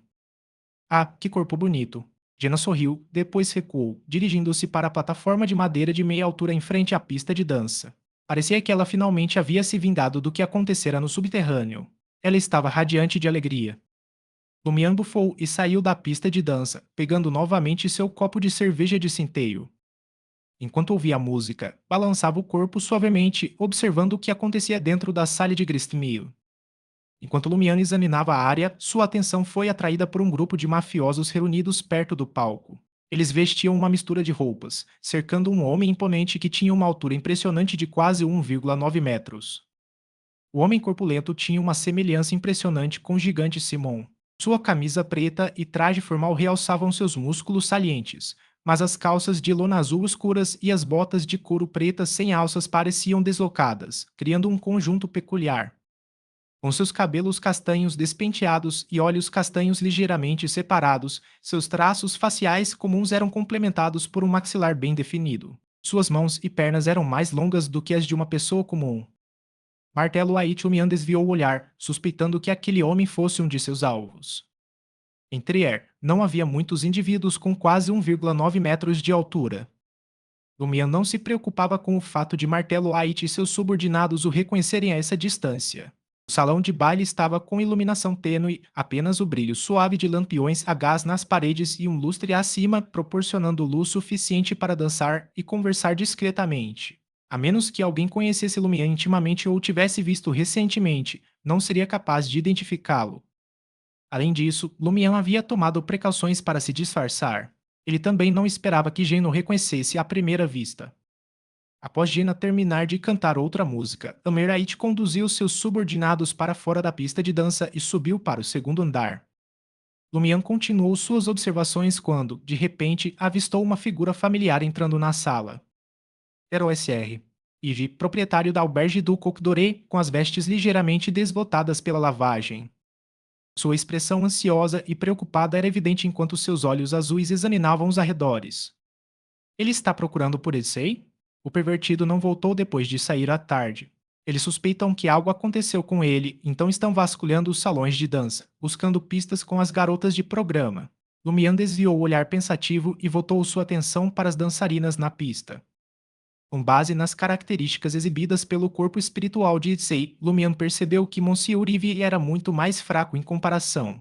Ele provavelmente possuía o poder de uma dádiva de sequência 9, focada na ganância, possivelmente com elementos de apetite. Quanto a Itsei, ele provavelmente estava no nível da sequência 8, com uma pequena chance de ser da sequência 7. Lumian inclinava-se mais para a primeira opção, já que os poucos indivíduos da sequência 7 que ele havia encontrado antes eram adversários formidáveis, difíceis de derrotar mesmo com preparativos e armadilhas. É claro que, se Lumian não tivesse observado atentamente e percebido que Itsei tinha a capacidade de despertar os desejos dos outros, ele poderia ter sido rapidamente neutralizado. Naquele ambiente, sem a presença de Jaina, Lumian teria confiado em sua própria força para resistir à influência e não esquecer completamente a existência do inimigo. Com Shou e Diva, era difícil para ele se conter. Ele precisava recorrer à dor para despertar seus sentidos. Pelo canto do olho, Lumian observou o SR e vi conversando com as dançarinas de rua que trabalhavam meio período. O jeito como elas o repreendiam, com expressões de desdém, pareceu divertido a Lumian. Ele está fingindo negociar um preço para obter informações sobre o paradeiro de Issei. No fim das contas, ele é simplesmente muito mesquinho, sempre negociando e reduzindo a oferta da outra parte pela metade ou mais, o que resulta em broncas. Ei, Charlie estava preocupado que o SR, Eve, um viúvo idoso, não estivesse disposto a gastar dinheiro com uma prostituta licenciada e correr o risco de contrair uma doença. Parece que ele está pensando demais. O SR. Eve não consegue nem se convencer a gastar dinheiro com uma garota de rua sem licença. Os efeitos negativos de uma dádiva são verdadeiramente potentes. Se houver mulheres nesse grupo que possuam os mesmos atributos que Itsei e estejam no mesmo nível, elas deveriam estar em constante estado de fome e sede. Monsieur Eve não precisaria procurar outra garota de rua. E ele só acabaria se desprezando por ser homem. Ele estaria à beira da exaustão, com seus desejos despertados à força. Os melhores disfarces para essas mulheres seriam os de dançarinas e prostitutas. Tem algo errado. Se realmente existissem mulheres assim, Issei não precisaria se expor e prejudicar os outros. Será que todos nesse nível já ascenderam ou morreram, sem substitutos? Ou será que há um desequilíbrio entre o número de homens e mulheres? Será que é Issei quem está sendo ostracizada? Enquanto Lumian refletia sobre esses pensamentos, a banda começou a tocar outra música dançante e animada. Após terminar sua música, Jenna saltou mais uma vez do palco de madeira de meia altura e aproximou-se de Lumian, convidando-o para dançar. Isso provocou vaias da multidão ao redor. Sabendo que Gina tinha algo mais a dizer, Lumian manobrou deliberadamente para provocar aqueles que estavam vaiando. Ele entrou na pista de dança, aproximou-se de Gina e começou a rebolar. Jenna olhou para ele, sorrindo, e perguntou: O que traz o mafioso da Savoia como você ao Sale de Gristmio? Lumian estalou a língua e deu uma risadinha. Você acha que eu não gosto de você? É claro que estou aqui para ouvir você cantar. Jenna zombou. Seu alvo é o Merait, não é? Você quer repetir o que aconteceu com a Margot? Você é muito inteligente, elogiou Lumian em tom zombeteiro. Jenna sorriu com confiança. Posso te ajudar e fornecer informações importantes. Lumian reprimiu sua indiferença e perguntou pensativamente: O que você deseja em troca? Jenna bufou e praguejou: Você está me subestimando, seu idiota? Embora eu não tenha lhe agradecido esta tarde, não me esquecerei de que você me salvou. Por coincidência, conheço todos os salões de dança da região do mercado. Além disso, acabei de conversar com a It sobre alguns assuntos depois da apresentação. Acho que posso te ajudar. Sem esperar pela resposta de Lumian, ela cerrou os dentes e continuou. Amer reside no quarto mais interno do segundo andar, perto da alberge do Côte d'Oré. Ele tem 10 capandas ao seu lado. 4 posicionados na porta, 2 dentro e 2 fora. 2 perto da janela, 2 perto do sofá e 2 sempre atrás dele. Todos estão armados. A segurança não era tão rigorosa antes e não havia tanta gente. Tudo isso por causa do que você fez com a Margot. Esse quarto tem um banheiro anexo. Atualmente está desocupado. Se a janela estiver totalmente aberta, dá para acomodar uma pessoa. Pelo duto de ventilação da cozinha do salão de baile, você pode subir até o segundo andar e contornar os guardas posicionados na escada. Em seguida, entre na sala de assente e pule do parapeito da janela para uma estreita saliência do lado de fora do banheiro. É preciso muita habilidade para conseguir realizar o salto com sucesso. Capítulo 167 Convergência. Ao ouvir o relato de Jenna, Lumian instintivamente girou e rodopiantemente, sua surpresa evidente enquanto perguntava: Como você sabe de tudo isso? Faz sentido que Jenna tivesse uma noção básica da planta do quarto e da posição dos capangas depois de se aventurar até o quarto do segundo andar e conversar com o Merait. No entanto, como ela sabia sobre o cano de ventilação na cozinha do salão de baile que levava ao segundo andar? Ou sobre pular do parapeito da janela vizinha para o banheiro? E quanto à saliência na parede externa daquele quarto específico? Esses detalhes estavam ao alcance de uma cantora underground conhecida por suas músicas obscenas e performances exageradas. Ela não deveria possuir esse conhecimento. Jenna, com o rosto adornado com sombra preta e uma pinta falsa, exibia uma expressão presunçosa. Não se preocupe em como eu sei. Eu evito ver o que não devo, ouvir o que não devo e fazer perguntas que não devo, retrucou ela, habilmente devolvendo as palavras de Lumian para ele. Isso lhe trouxe muita satisfação. Somente aqueles que planejam um assassinato ou arquitetam uma fuga em circunstâncias extremas prestariam atenção a tais detalhes e observariam com propósito. Em qual categoria Jenna se encaixa? Suas habilidades de observação neste ambiente são quase comparáveis às de um caçador. Sequências que apontam para um assassinato exigem a coleta de informações ambientais. Assassinato. A mente de Lumian trabalhava a mil, arquitetando um plano para befar Jenna. Com um sorriso malicioso, ele disse: Então você é um assassino. Ele enfatizou a palavra assassino. A expressão de Jenna mudou, seu sorriso congelou. Como você o descobriu? Ela perguntou de repente, chocada. Usando o meu cérebro, respondeu Lumian, com um sorriso inabalável. Ainda havia algumas sequências que se destacavam na observação ambiental. Lumian havia feito uma suposição ousada, considerando Jenna como uma assassina. Ele se lembrou de Rian e seus companheiros mencionando que a demoníaca era um caminho relativamente comum nas regiões central e norte de Intis, especialmente em Trier. De qualquer forma, ele não tinha nada a perder se estivesse errado. Enquanto isso, Lumian refletia consigo mesmo. Pouco depois de chegar a Trier, encontrei uma assassina e a ajudei. Isso pode ser visto como uma manifestação da convergência de características Beyonder? Gina não pode ter chegado à sequência 7, ela não é uma bruxa. Caso contrário, mesmo enfraquecida pelo sedativo no papel, ela poderia ter subjugado Odisseus sem esforço com suas habilidades místicas. O termo bruxa indica claramente proficiência em feitiços e maldições, como mencionado no caderno de Aurore. É improvável que ela seja uma instigadora de sequência 8. Como uma instigadora poderia ser enganada por mim repetidamente? mas não está totalmente descartada. Talvez Gina tenha sido mais imprudente no passado e tenha se apoiado no caminho da instigadora para aprimorar sua inteligência. Além disso, sua disposição em fornecer informações sobre a Merait poderia ser interpretada como uma forma de instigação. Ei, Gina é uma mulher, então não há com que se preocupar com a mudança de gênero dela depois de consumir a poção da bruxa. Onde Gina conseguiu a poção? Será que Franca deu para ela? Será que Franca também é uma Beyonder seguindo o caminho da demoníaca? Se Franca for apenas uma bruxa de sequência 8, tudo bem. Mas e se ela fosse uma bruxa de sequência 7? Quem sabe se Franca já foi homem ou mulher antes?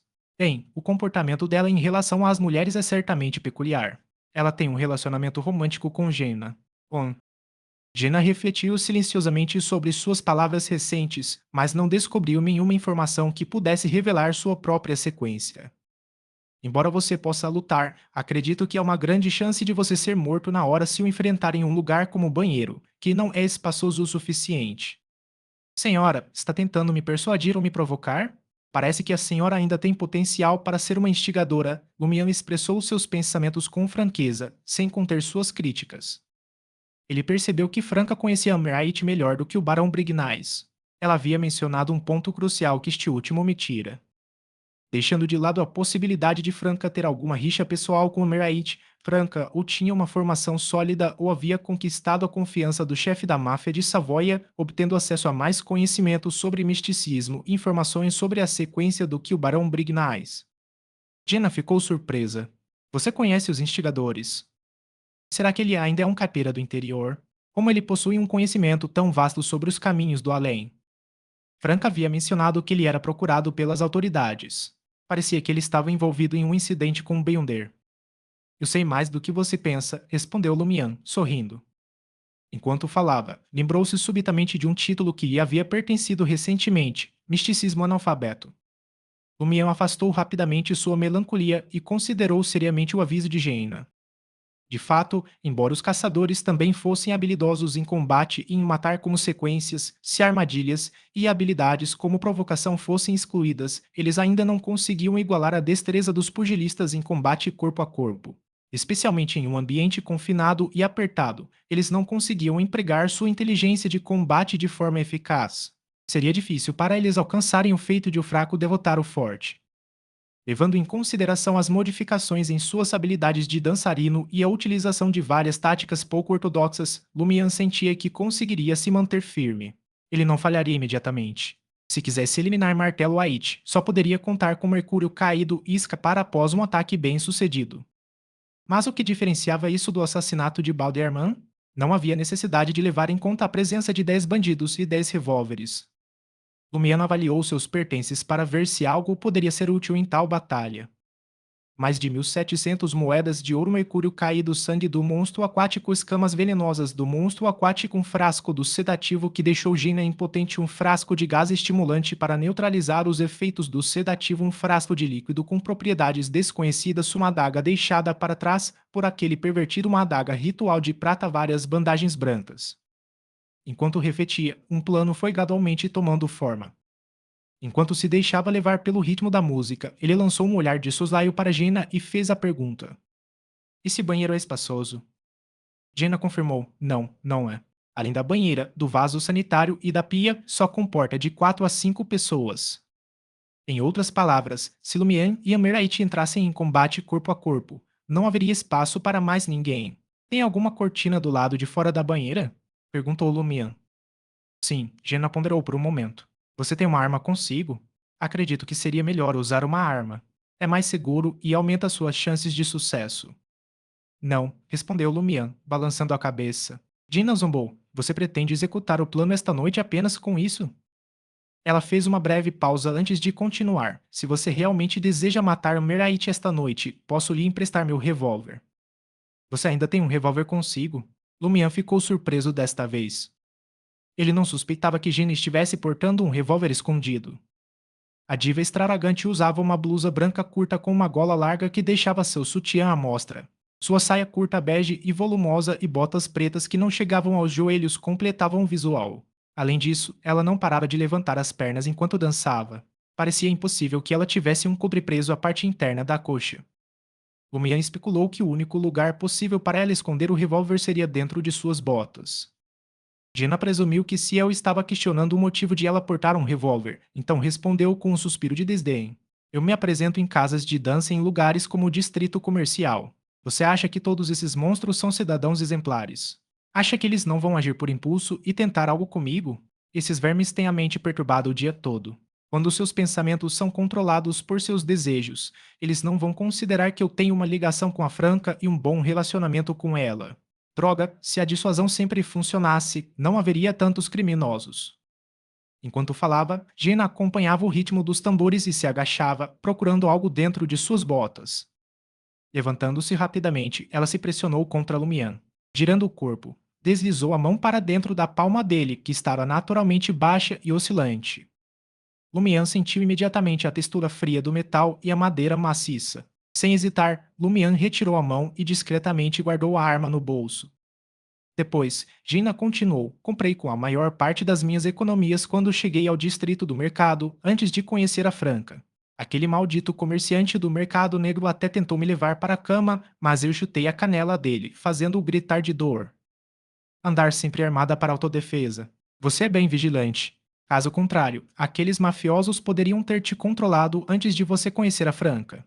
Você poderia até ter se tornado dançarina de meio período ou prostituta. Lumian respondeu com um sorriso. Muito bem. Quando a música que acompanhava a música terminou, Gina ficou em silêncio. Com o som dos tambores diminuindo, Lumian observou Gina enquanto ela caminhava em direção ao palco. Ele saiu da pista de dança e voltou para a parte externa do círculo. Aproveitando a oportunidade para ir ao banheiro, ele examinou cuidadosamente e familiarizou-se com o revólver que Gina lhe dera. Era um revólver compacto com cano curto, ideal para porte velado. Sua cor era um preto ferro escuro e o cabo era feito de madeira de nogueira. Tinha capacidade para 6 balas. Após mexer um pouco no revólver, Lumian percebeu um problema. Sua experiência com tiros era limitada. Anteriormente, ele havia se baseado principalmente na dispersão ampla de chumbos da espingarda. Bem, não espero matar o Meraite com um único tiro. Ferir e enfraquecer ele já será suficiente. A essa distância, com a minha empunhadura e alguma experiência em tiro, não posso errar por muito. Num ambiente como o banheiro, só uma oportunidade para um tiro. O Meraite não me dará uma segunda chance. Lumian tomou sua decisão rapidamente. Saindo do banheiro, dirigiu-se para a cozinha do Sale de Gristmill, aproveitando-se da ausência de pessoas nas proximidades. Capítulo 168 Alvo de oração. Enquanto Lumian avançava, sua agilidade lhe foi muito útil para se esquivar dos garçons ocupados com bandejas de comida e dos ajudantes de garçom que devolviam os utensílios usados. Ele prosseguiu até chegar à cozinha, apenas para encontrá-la em completa desordem. Pilhas de utensílios sujos jaziam desordenadamente na pia, cobertas por camadas de óleo gorduroso. Duas ajudantes de cozinha estavam ao lado, esfregando incansavelmente a pilha interminável de louça. Os fogões emitiam chamas amarelas intensas, transformando o pequeno espaço em um inferno sufocante. O suor escorria pelo rosto de todos enquanto trabalhavam arduamente. Três chefes, trajando aventais brancos, preparavam seus próprios pratos. De vez em quando, provavam suas criações mergulhando os dedos nos molhos ou experimentando um pedacinho, limpando as mãos casualmente nos aventais antes de passar para o próximo prato. Assim que os chefes aprovavam, os garçons retiravam os pratos rapidamente, alheios ao fato de que seus polegares frequentemente roçavam a comida e as sopas espessas. Eles não davam a mínima importância a isso. Os ajudantes de cozinha se movimentavam freneticamente ao redor dos chefes, cortando legumes, manuseando peixes, organizando ingredientes, levando lixo para fora e buscando diversos temperos e suprimentos. Eles não cessavam seus esforços, mas a cozinha permanecia em desordem.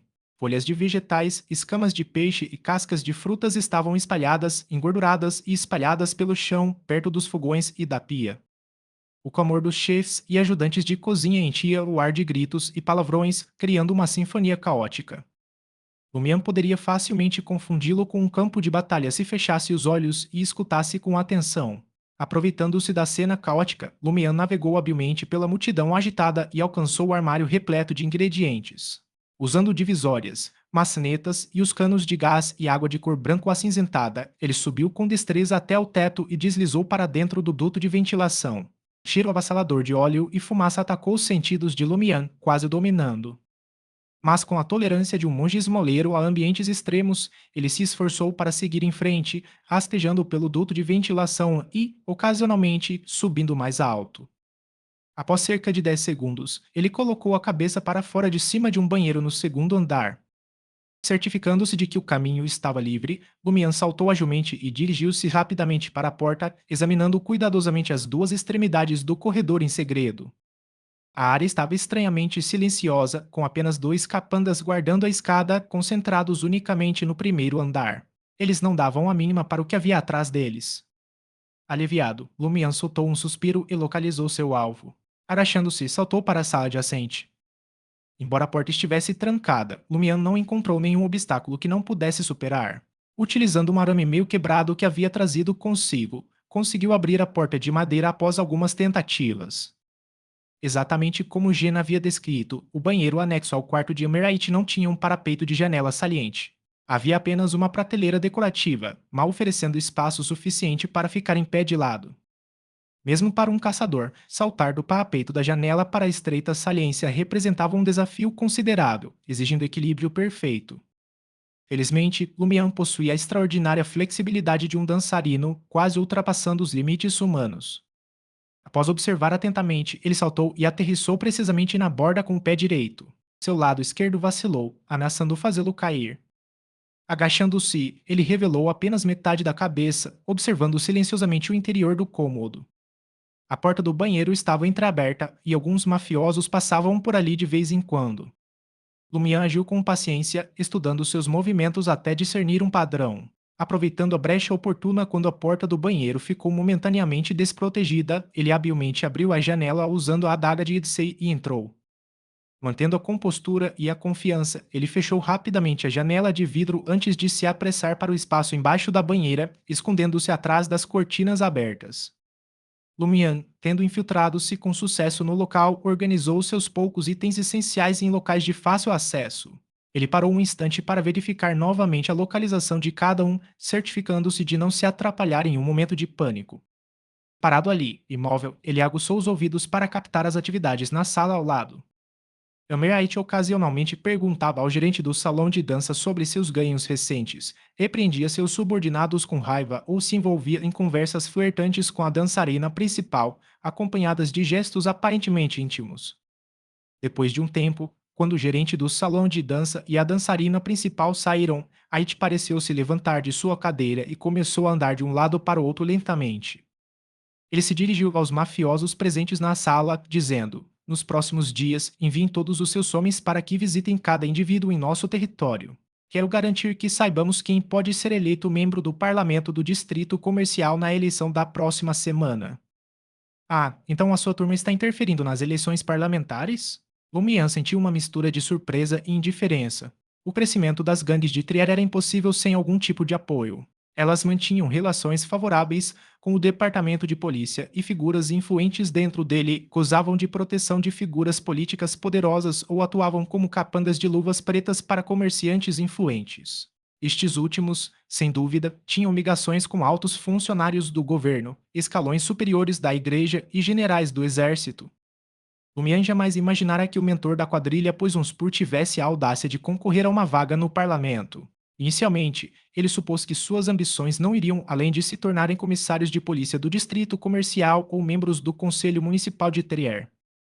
Intis funcionava como uma república parlamentar, onde os membros do parlamento representavam vários distritos eleitorais e formavam a Convenção Nacional. Essa convenção detinha a autoridade para nomear o presidente e o primeiro-ministro, que por sua vez nomeavam os ministros, embora suas decisões exigissem a aprovação da convenção.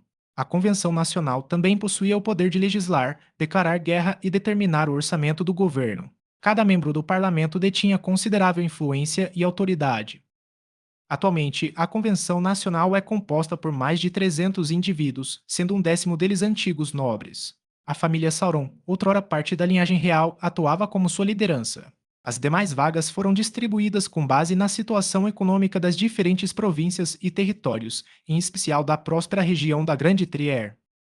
Trier, tanto em termos de população quanto de poderio econômico, era incomparável na Intis e na região metropolitana de Trier. Possuía quase 40 cadeiras na Convenção Nacional. Essas aproximadamente 40 cadeiras foram distribuídas entre 20 distritos, podendo acomodar desde um único membro do parlamento até 4 ou 5.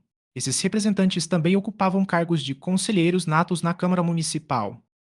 O Limarché du Quartier du Gentleman, um distrito eleitoral relativamente pequeno, possuía apenas uma cadeira na Convenção Nacional.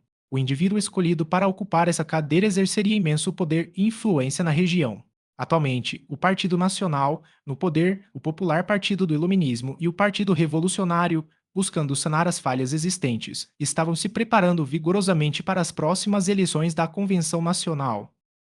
O partido que obtivesse maioria simples na convenção se tornaria o novo partido governante. Caso contrário, teria que negociar, chegar a um consenso e formar uma coalizão com outro partido. Além do Partido Nacional, do Partido Iluminista e do Partido Revolucionário, Intis também contava com o Partido do Imperador Restauracionistas que defendiam o governo de Roselle e os Carbonários.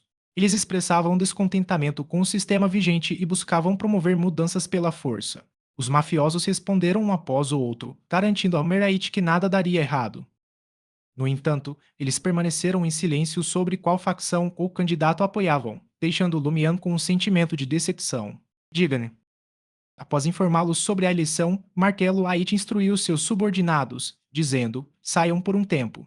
Retornem somente quando eu os convocar. Qual é o plano dele? A escuta de Lumião pegou de surpresa. Em pouco tempo, os mafiosos saíram da sala, deixando Humberait sozinho. Lumian se absteve de agir imediatamente.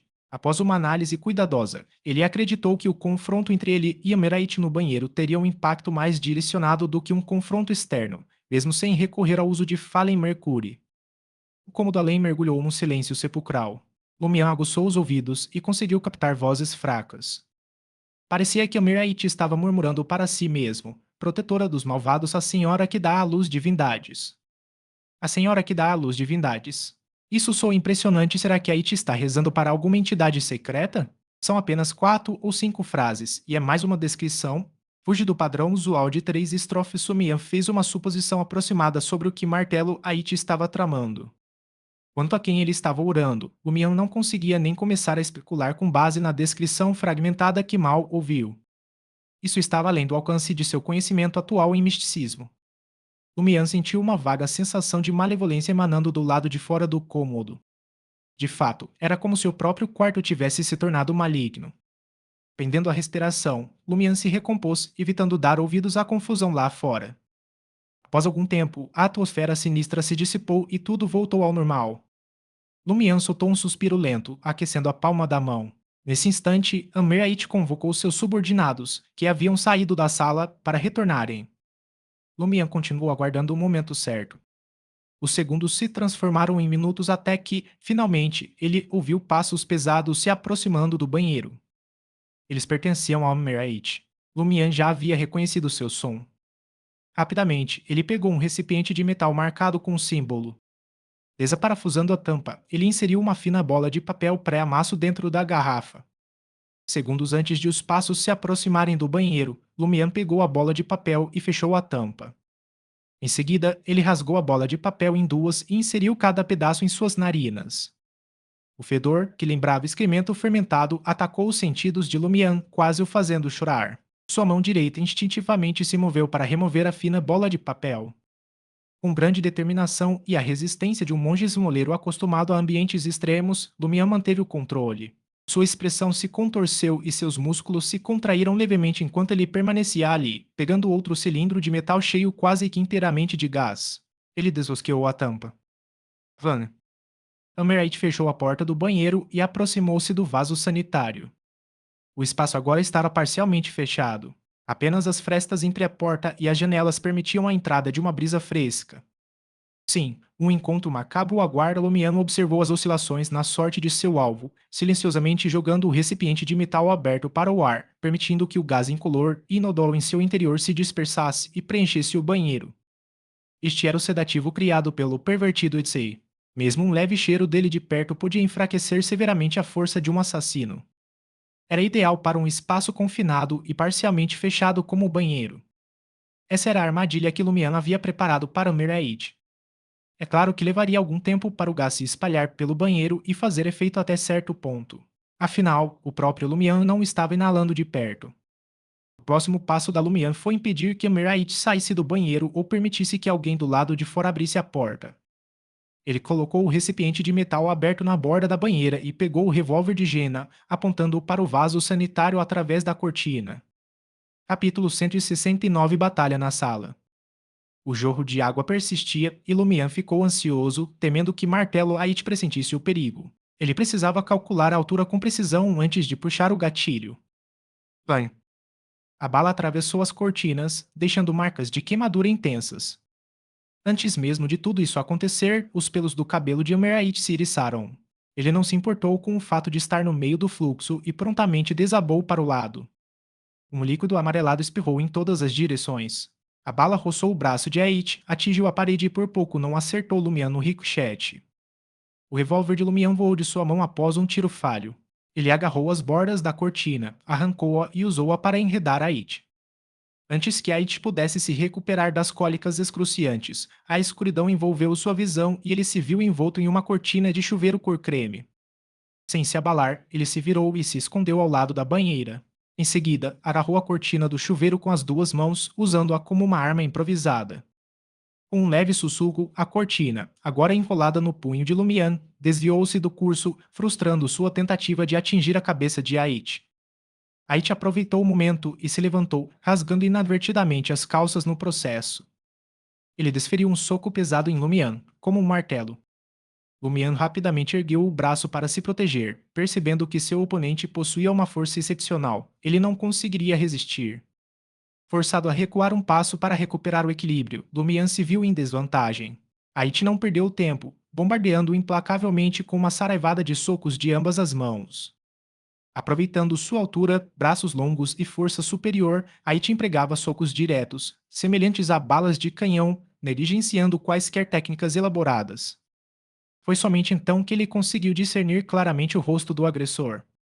Cabelos dourados com reflexos negros, olhos brilhantes de um azul claro, narinas entupidas com pedaços de papel branco, criando uma visão peculiar. Ciel, o mesmo Ciel que matou Margot e feriu gravemente Wilson, Ait sentiu surpresa inicial, seguida rapidamente de deleite. Ele não é tão formidável assim. Posso derrotá-lo completamente. O banheiro se mostrou claustrofóbico, com Lumian suportando o cheiro pútrido.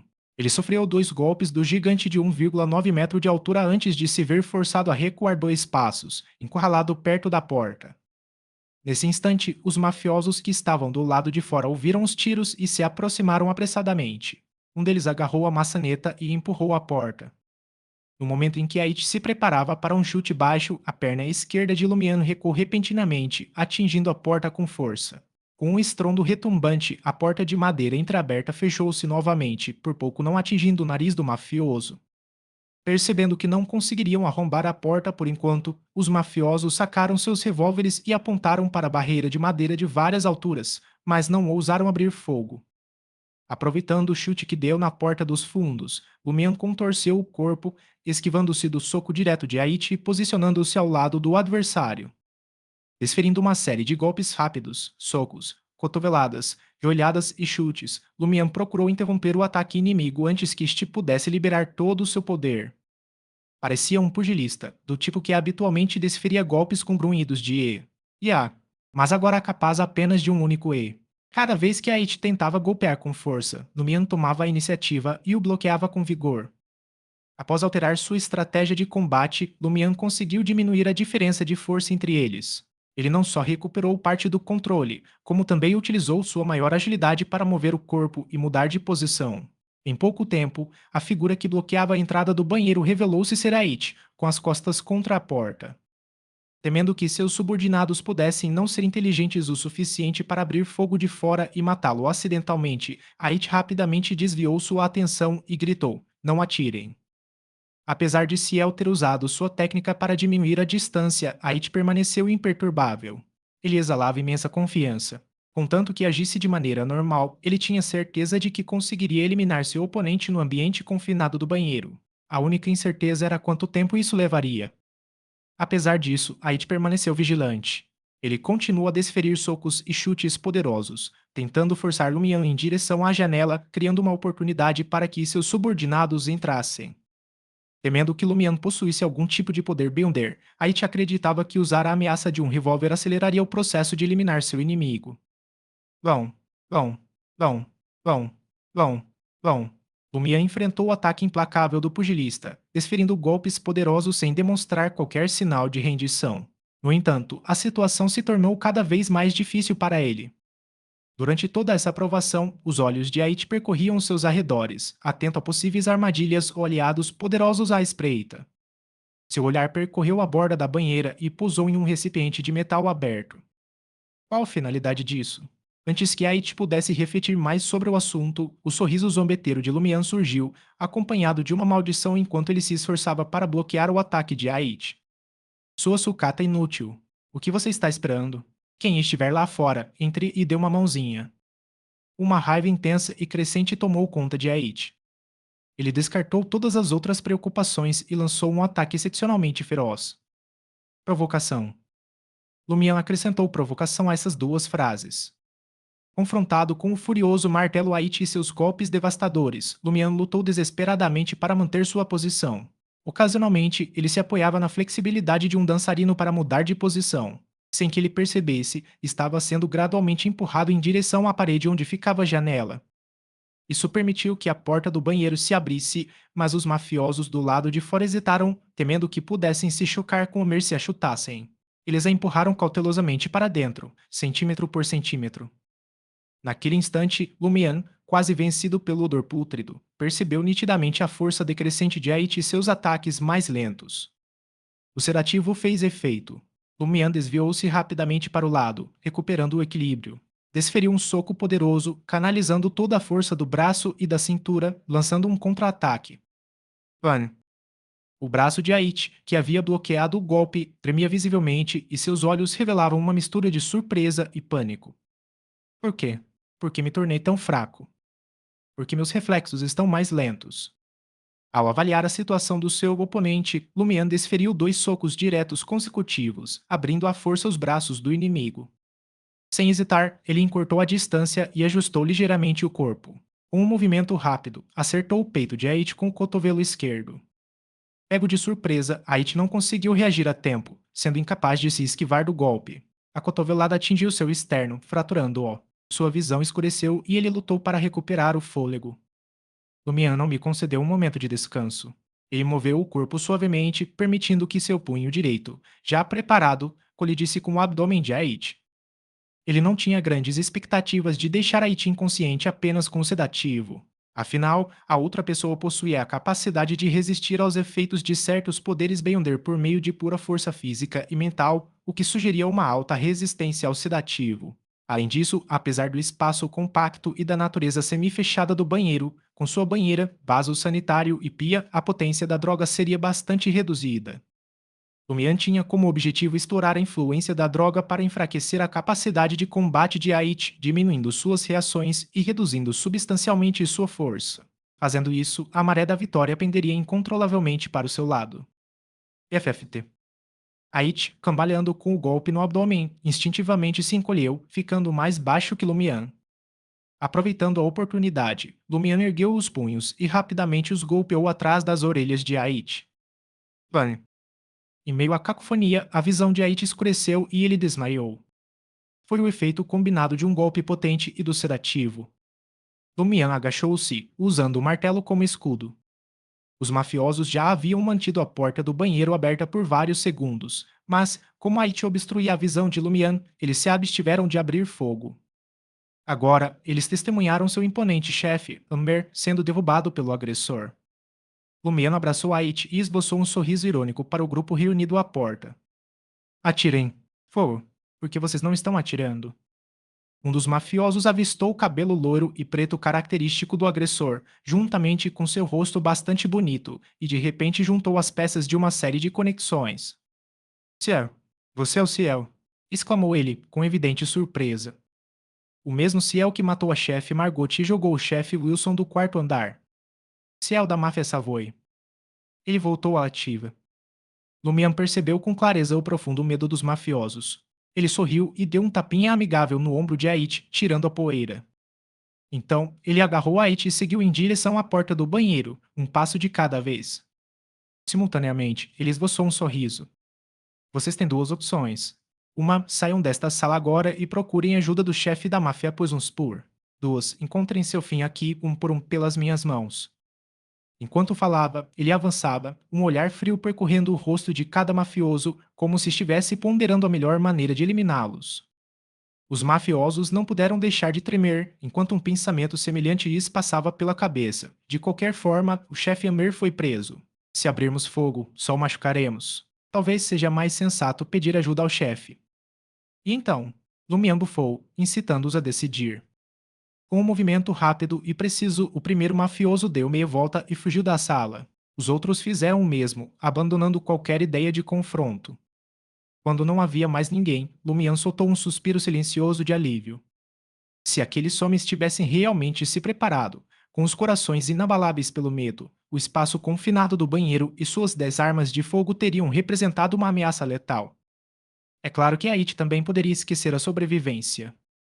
Eles têm no máximo 4 minutos para chegar à Avenue do Marché daqui. Devo concluir o interrogatório antes que Escorpião Negro Roger e seus comparsas partam, o que me dará tempo suficiente para escapar e localizar o Barão Brignais no Salle de Balbrise apenas 4 minutos. Enquanto Lumiano avaliava a situação, agachou-se e encostou a It no painel da porta do banheiro.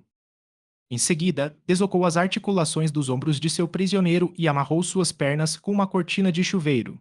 Abrindo a janela, permitiu que a brisa circulasse por ambos os lados. Concluídas essas tarefas, Lumian removeu as bolas de papel do próprio nariz, recuperou o recipiente de metal contendo gás pungente e o encostou nas narinas de Ait. Ati. Ait espirrou e seus olhos se abriram lentamente. Lumian prontamente guardou o recipiente de metal, fechando-o com a tampa, garantindo que a outra parte permanecesse enfraquecida. O que você quer? Perguntou Ait, com medo e ansiedade evidentes nos olhos ao reconhecer a pessoa à sua frente. Capítulo 170 Caçadores Noturnos. Lumian brandiu a adaga de Edsei, um sorriso malicioso se formando em seu rosto. Tenho uma pergunta para você. Você poderia ter vindo direto falar comigo. Não precisava de tudo isso. Ait tentou instintivamente ganhar tempo. Com um olhar rápido, ele examinou a sala pelo canto do olho, mas não encontrou nenhum corpo sem vida. Com base em seu combate com Ciel, Ait sabia que era impossível para o outro lado eliminar 10 bandidos armados sem que nenhum deles escapasse. Na verdade, nem mesmo Ait ousaria enfrentar o cerco de 10 revólveres em um espaço tão confinado. Ele poderia abater 3 ou 4 deles, mas certamente encontraria seu fim. Se Ait, com suas habilidades, não conseguiu, não havia como Ciel, que ele acreditava ser um tanto mais fraco e dependente de estratégias astutas, alcançar tal feito. Dadas as circunstâncias, Ait presumiu que a maioria de seus 10 subordinados havia fugido, enquanto alguns poderiam ter buscado a ajuda do Escorpião Negro. Com essa constatação, um forte desejo de sobreviver surgiu em Ait. Contanto que eu não irrite o Ciel e consiga ganhar de 6 a 7 minutos, tenho boas chances de ser salvo. Se eu não tivesse feito isso, como mais eu poderia ter cruzado seu caminho, considerando meu relacionamento com a sua gangue do veneno? Lumian criou deliberadamente a ilusão de que não tinha intenção de derramar sangue. Ele ergueu o punhal, enfatizando seu ponto de vista. Chega de joguinhos. Responda às minhas perguntas. Você sabe que não sou uma pessoa paciente. Se você se recusar ou mentir, acabarei com a sua vida aqui mesmo. Sempre posso perguntar ao Careca Armand depois. Afinal, há muita gente na sua gangue do veneno que entende desses assuntos. Lumian obrigou os mafiosos a se retirarem, não apenas devido à situação, mas também para assumir o controle dela. Se ele não convencesse Ait de que ainda tinha uma chance de lutar, arrancar respostas dele em pouco tempo sem recorrer a meios místicos seria inútil. Uma pessoa que se apegasse à esperança temeria a morte ainda mais. Ait respondeu prontamente: tudo bem. Ele resolveu divulgar algumas informações, aprofundando-se nos detalhes, na esperança de conseguir aqueles cruciais 6 ou 7 minutos. Naturalmente, ele cogitou se Ciel poderia abandonar a investigação no último momento e executá-lo. Contudo, além de cooperar, Ait não tinha outra escolha.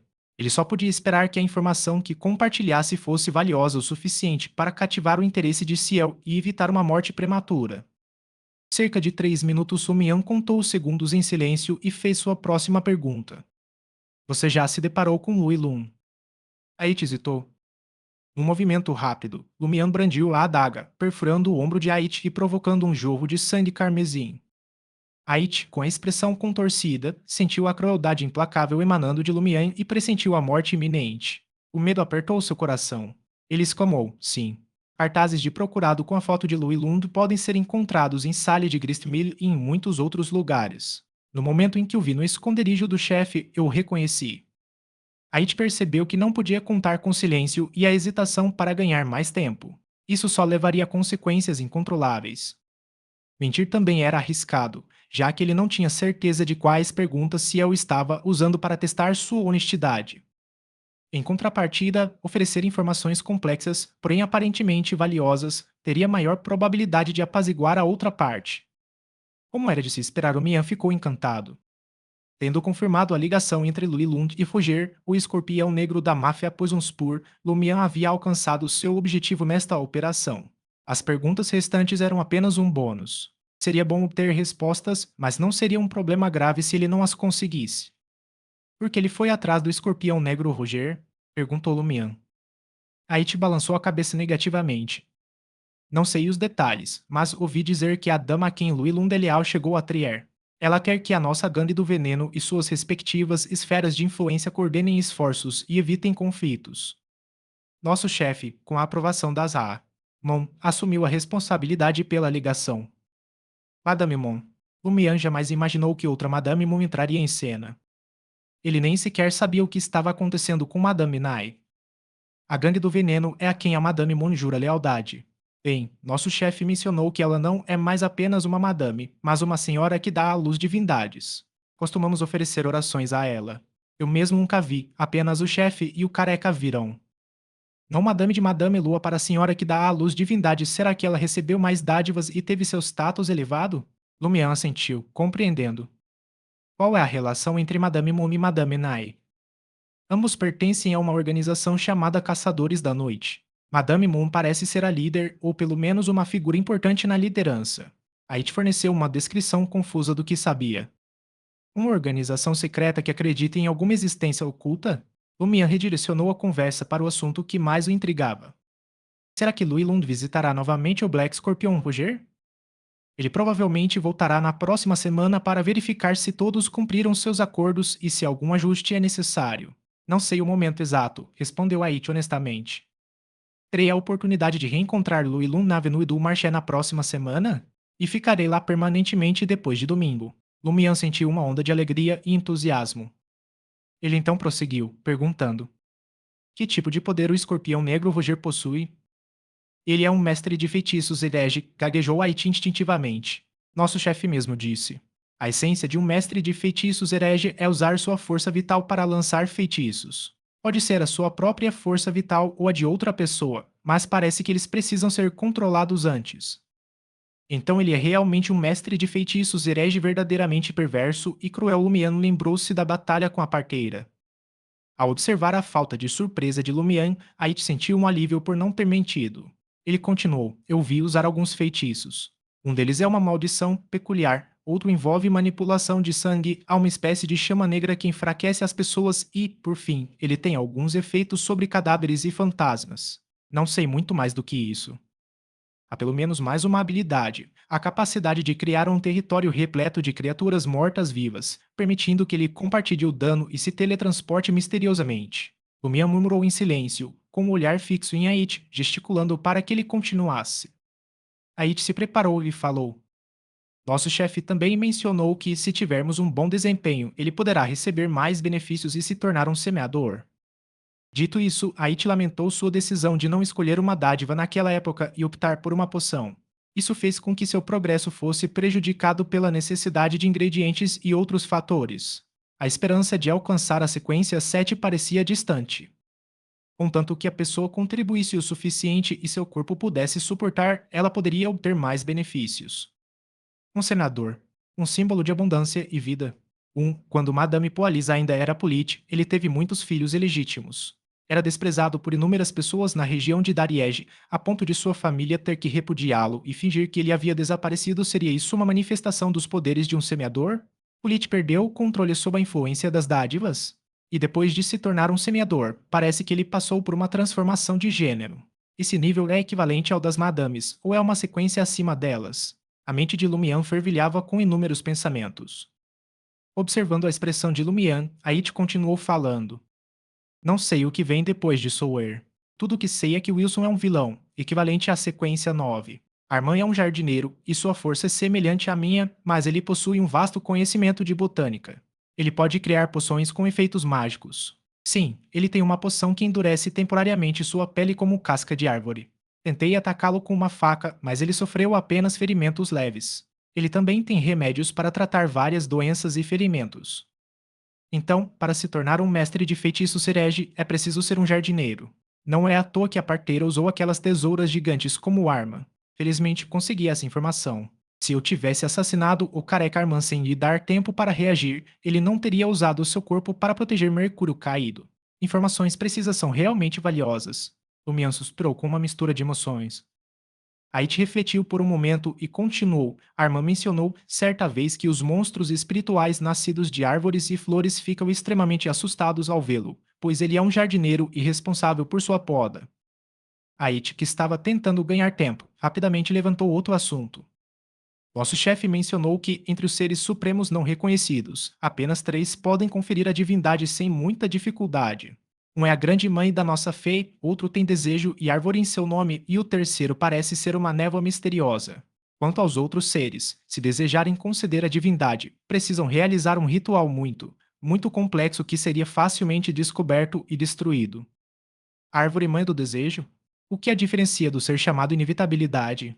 Porque ela pode conferir divindade sem a necessidade de um ritual extenso. Ei, fico imaginando o que acontecerá quando um jardineiro encontrar um espírito da árvore caída, este último sofrendo uma supressão causada por sua ordem inerente na hierarquia. Os pensamentos de Lumian corriam, e ele repentinamente mudou de assunto. Qual é o candidato ao parlamento que você apoia? É o Artois, do Partido do Iluminismo. A expectativa de Haiti aumentou ao perceber que já havia passado bastante tempo. Se esses patifes se apressarem, vão conhecer o chefe. Haiti, que estava esperando Lumian perguntar sobre os planos recentes da gangue do espinho venenoso, de repente viu o outro levantar a mão direita e brandir sua adaga. Com um som suave, a adaga perfurou as têmporas de Haiti e as fez estremecer algumas vezes. A boca de Haiti ficou aberta em horror e seus olhos se tornaram desesperados e desfocados. Com um baque surdo, ele desabou, sem mais respirar. Lumian deixou a adaga cravada na cabeça de Ait e rapidamente enfaixou seus ferimentos. Em seguida, guardou seus pertences, carregou o corpo sem vida nos ombros e empurrou a janela do quarto antes de saltar. Como era apenas o segundo andar, seu pouso foi firme e ele começou a correr. Em vez de seguir o caminho mais direto, Lumian optou por um desvio pela rue do Rossignol, chegando à Avenue du Marché. A atmosfera noturna, com a escassa iluminação pública, lançava uma escuridão total que parecia consumir qualquer pessoa na rua. Lumian levou mais de 2 minutos para carregar o cadáver de Ait até a entrada da sala de Balbrise. Os 2 mafiosos que guardavam a entrada estavam prestes a impedi-lo quando reconheceram o rosto de Ciel. Como resultado, cessaram a interferência e permitiram que ele entrasse. No café do segundo andar, Louis aproximou-se do barão Breguinais carregando uma pilha de papéis, um revólver preto, uma baioneta e um saco de balas. Barão, tenho tudo preparado para Ciel. Mais informações e armas. O barão Breguinais acenou com a cabeça. Envie-os para o albergue do Coq-Doré amanhã de manhã. Após dar as instruções, o barão Brignais falou com expectativa. Gostaria de saber que tipo de apresentação ele fará para nós e quando agirá. Vocês acham que ele escolherá martelo Ait, careca Armand ou candelabro de pernas curtas? Antes que o barão Brignais pudesse terminar sua frase, o som de passos se aproximando o interrompeu. O mafioso que guardava a entrada do primeiro andar tinha uma expressão aterrorizada ao se dirigir ao barão Brignais. Ceciel está aqui. Que? Ele está carregando ao B. Ou melhor, um cadáver. Naquele instante, Lumian surgiu da escadaria com um sorriso no rosto. Seus passos pareciam mais pesados que o normal. Isso é o quê? O barão Brignais olhou para o corpo sem vida que seguia atrás de Ciel, com uma mistura de confusão e seriedade no rosto. Lumian atirou o cadáver ao chão, bateu palmas e sorriu. Martelo Ait,